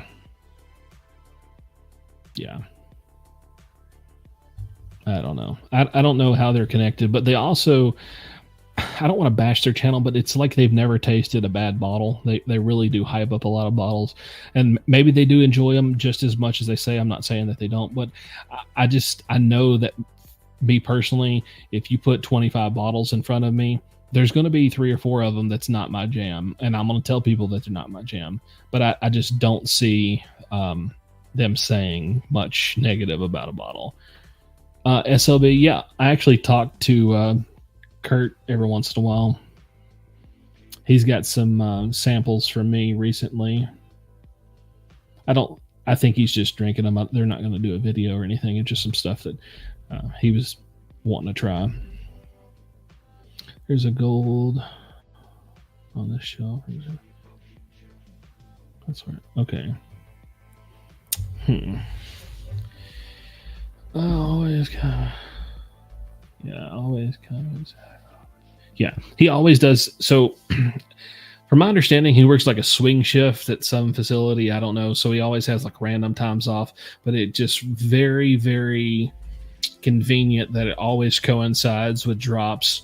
I know he never misses any of the Heaven Hill drops. He never misses any of the drops at Liquor Barn. He's got to end with the managers at some of the liquor barns. He's made it very clear that he has a friend there. He keeps referring to that person. Yeah, SLB is good with 2 people. Yeah, because they mash better. And so here's my thing with let's see if I get that thing. They mash better as a pair because they are not strictly bourbon. They like to have fun with it. Trenton tells funny little stories, that little tackle box recent story. Like it's kind of comical. It kind of reminds me of the TV show Family Matters, like the Steve Urkel character. I like their show. I actually don't miss their show. I don't think I ever miss any of their live streams. I don't watch all of their regular reviews. Bourbon Ranch, religiously listen to his live streams on Saturday mornings, and then he was sick this week, so he did a Sunday show. But yeah, father and stepson, good mashup, absolutely.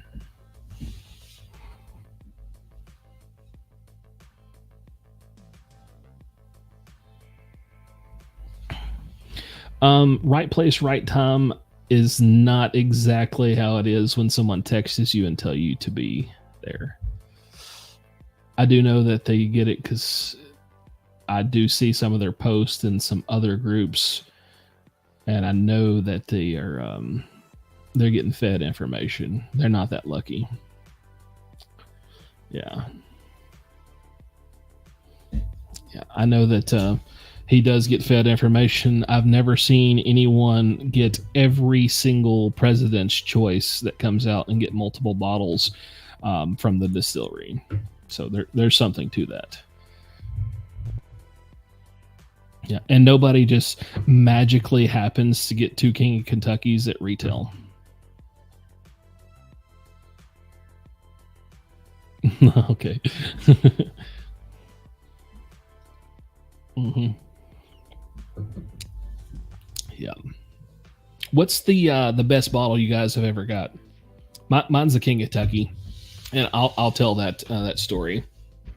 So I was traveling through Kentucky, random store, stopped in there on the way home from a vacation trip, and they had like an allocation sheet by the register. I just signed my name down. Year later, I get a phone call. I'm in Orlando, Florida for work. And the guy's like, "Is this Charles?" I said, "Yes, this is Charles. How can I help you?" He's like, "Your name's on the list for the allocation. Would you like for me to hold this bottle, or would you like to pass it off to the next person?" And I said, "What is the bottle?" And he said, "It's a King of Kentucky. You're the next on the list for it." I said, "I'm very interested in the bottle. How much is it?" And he said, "It's $3.99 plus tax." I said, "I will be there." So after my work trip, I drove straight home, took a shower. I literally drove, finished the meeting, came all the way back to Kentucky from Orlando, straight back, took a shower, ate, drove to that store, bought that bottle. I'm very excited. I'm about to open it in October for my anniversary, my wedding anniversary. Yep. Relative new.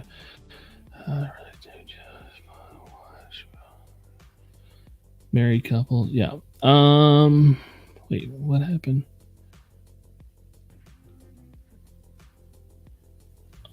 On the barrel. Yeah, I've saw their channel.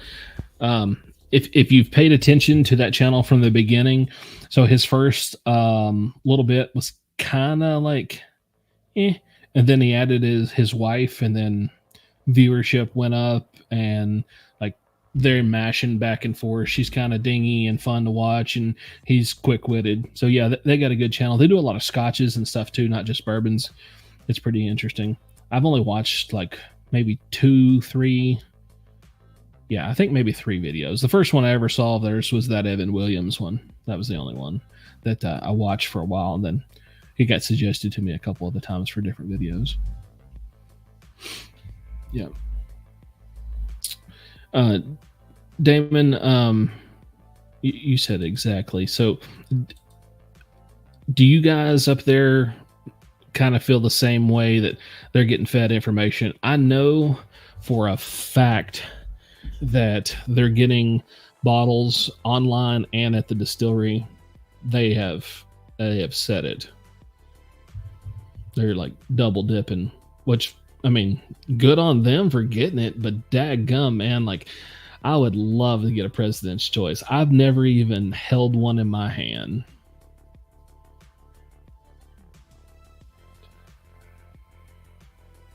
Oh yeah, hell yeah. Good job, Ken. The 20 and the 18. I have not had either one of those bottles. I don't typically pay secondary for anything. There's a couple bottles that I've paid slightly over, but never anywhere close to secondary.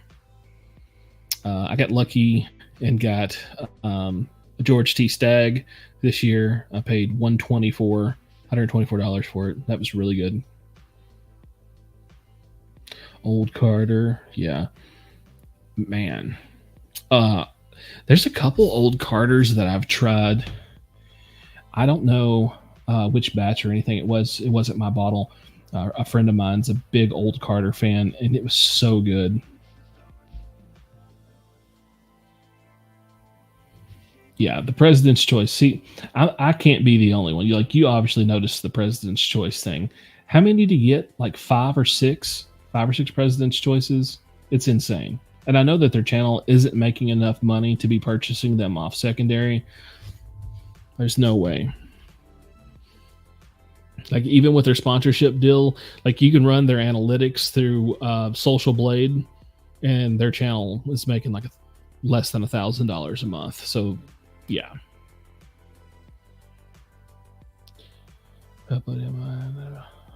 Old Stizzle Pappy for a buddy's wedding, and man at the time didn't know. Squad bottle. Oh my gosh! Let me highlight this. That is a hell of a story right there.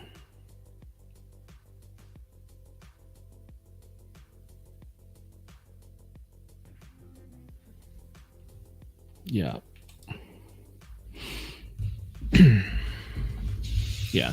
They get kings every year, multiple kings. They just got 2 more of the 16 years. They're not on shelves. Like you did some kind of trading or some kind of something to get them.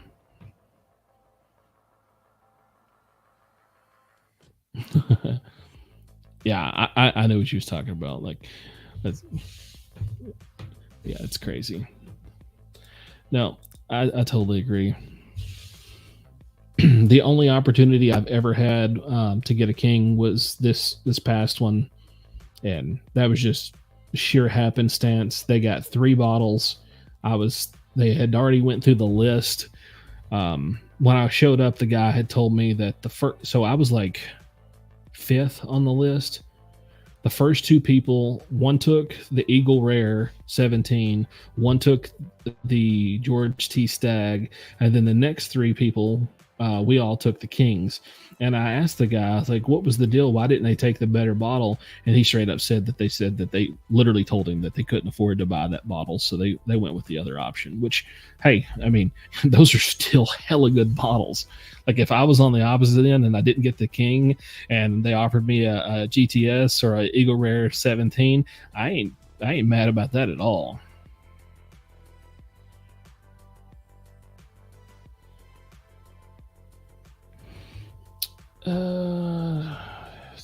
Been in the game a while. Secondary is not an option. Yeah. Secondary prices is just insane, man. Insane. Like I keep hearing people. All right, let me ask you guys this: if you're on YouTube, you're probably on TikTok. How many of you are familiar with Kevin C? He does all kinds of bourbon content. Let me ask you guys that first. Once we see somebody respond, and then I'll tell my story.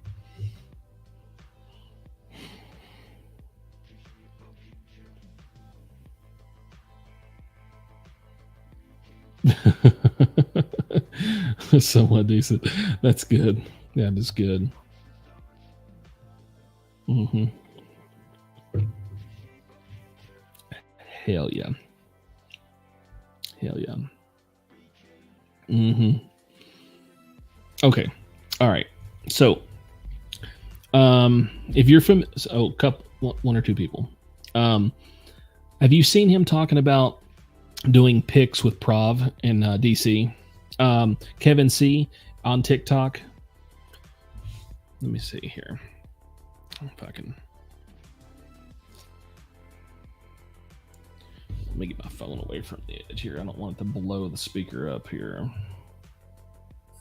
No, it's a Dodge. I know. Damn, that's loud as hell. I'm bourbon drunk on TikTok. Oh, bourbon.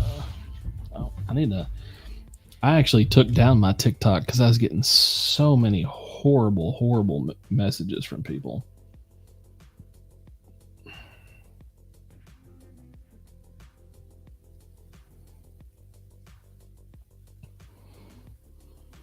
I'm actually going to start up another TikTok account. Son of a bitch. All right. I got no service, no internet connection. Got nothing. All right, screw it. Anyways, what I was saying is, so he's connected with Prov. He owns a store in Washington, D.C. It's literally the most expensive whiskey store in the country. They just basically cater to the ultra rich, and by ultra rich I mean all the politicians that's spending our money in there and buying bottles for events. But yeah, so he's very well connected with that guy, does a lot of picks for him and stuff like that. He absolutely I don't know where the hell he thinks he's coming up with these prices. He'll say a price of a bottle that he claims on secondary. It will be $500 or $600 more than I see him on secondary. So either he is pushing the prices that they have at Provs, or he's just out of the loop. I don't know which one. Don't really care, but like he always pushes random crazy prices. All right, guys, we got 6 minutes left, and I gotta call it. If I don't get some stuff done, my wife's gonna kick my ass. I'm glad you guys are here. We got eight of us in here drinking till the bottle's dry. Which, if we drank all these bottles dry, I probably wouldn't be making YouTube videos anymore because I'd be dead. I'd be unalived. That's what you're supposed to say, right? That's the proper way to say that now, is unalived.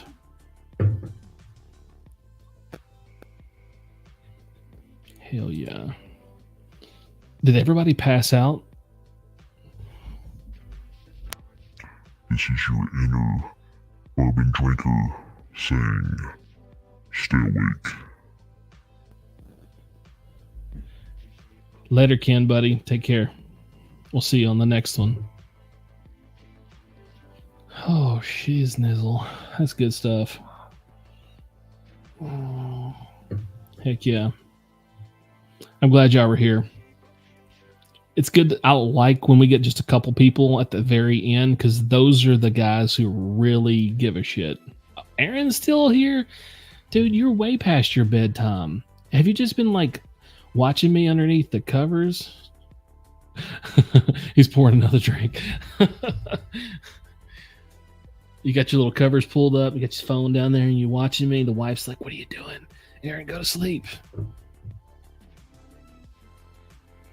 Heck yeah. I'm glad you showed up, Scotty, man. Hell yeah. Look at this guy supporting me. Hell yeah. I appreciate the hell out of you, man. Aaron, are you still drinking, or are you done for drinking for the night?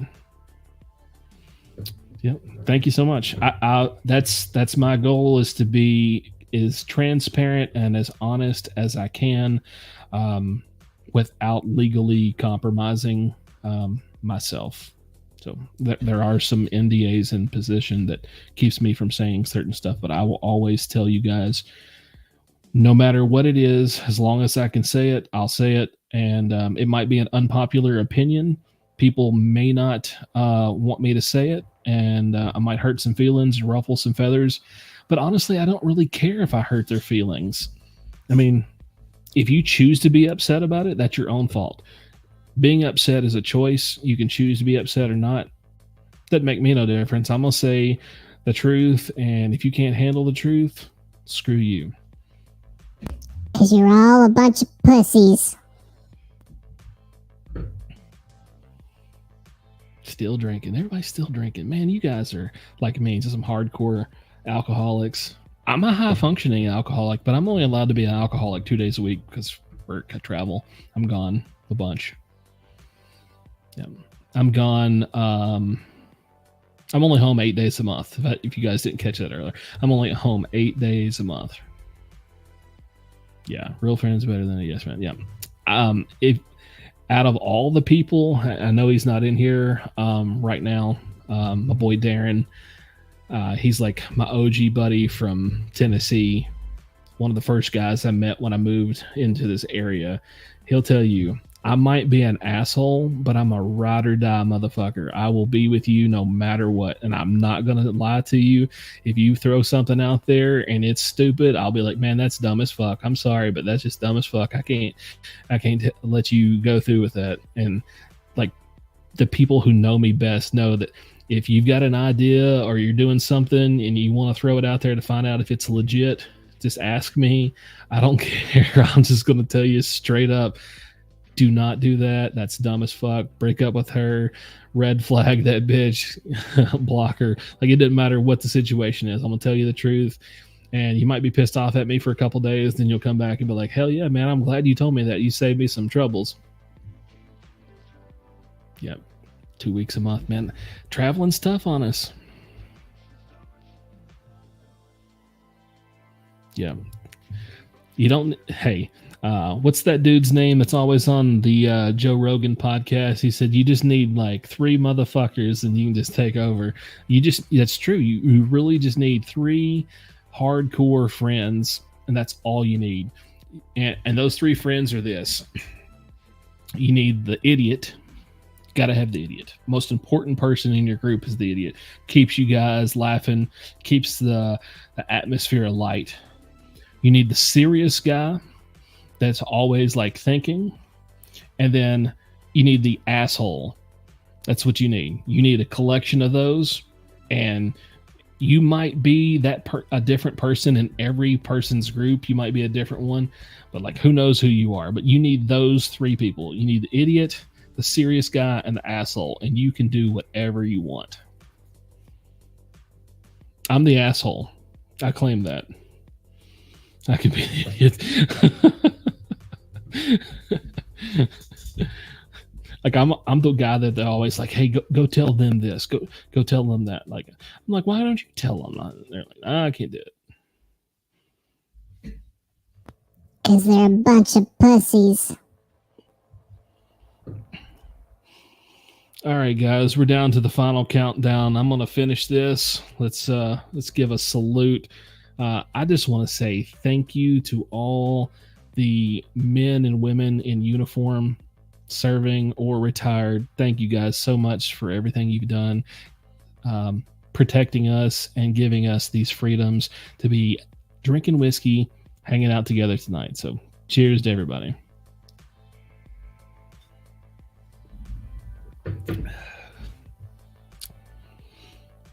All right, folks, I have had a good one. I appreciate everybody. And until next time, Bourbon Dude out.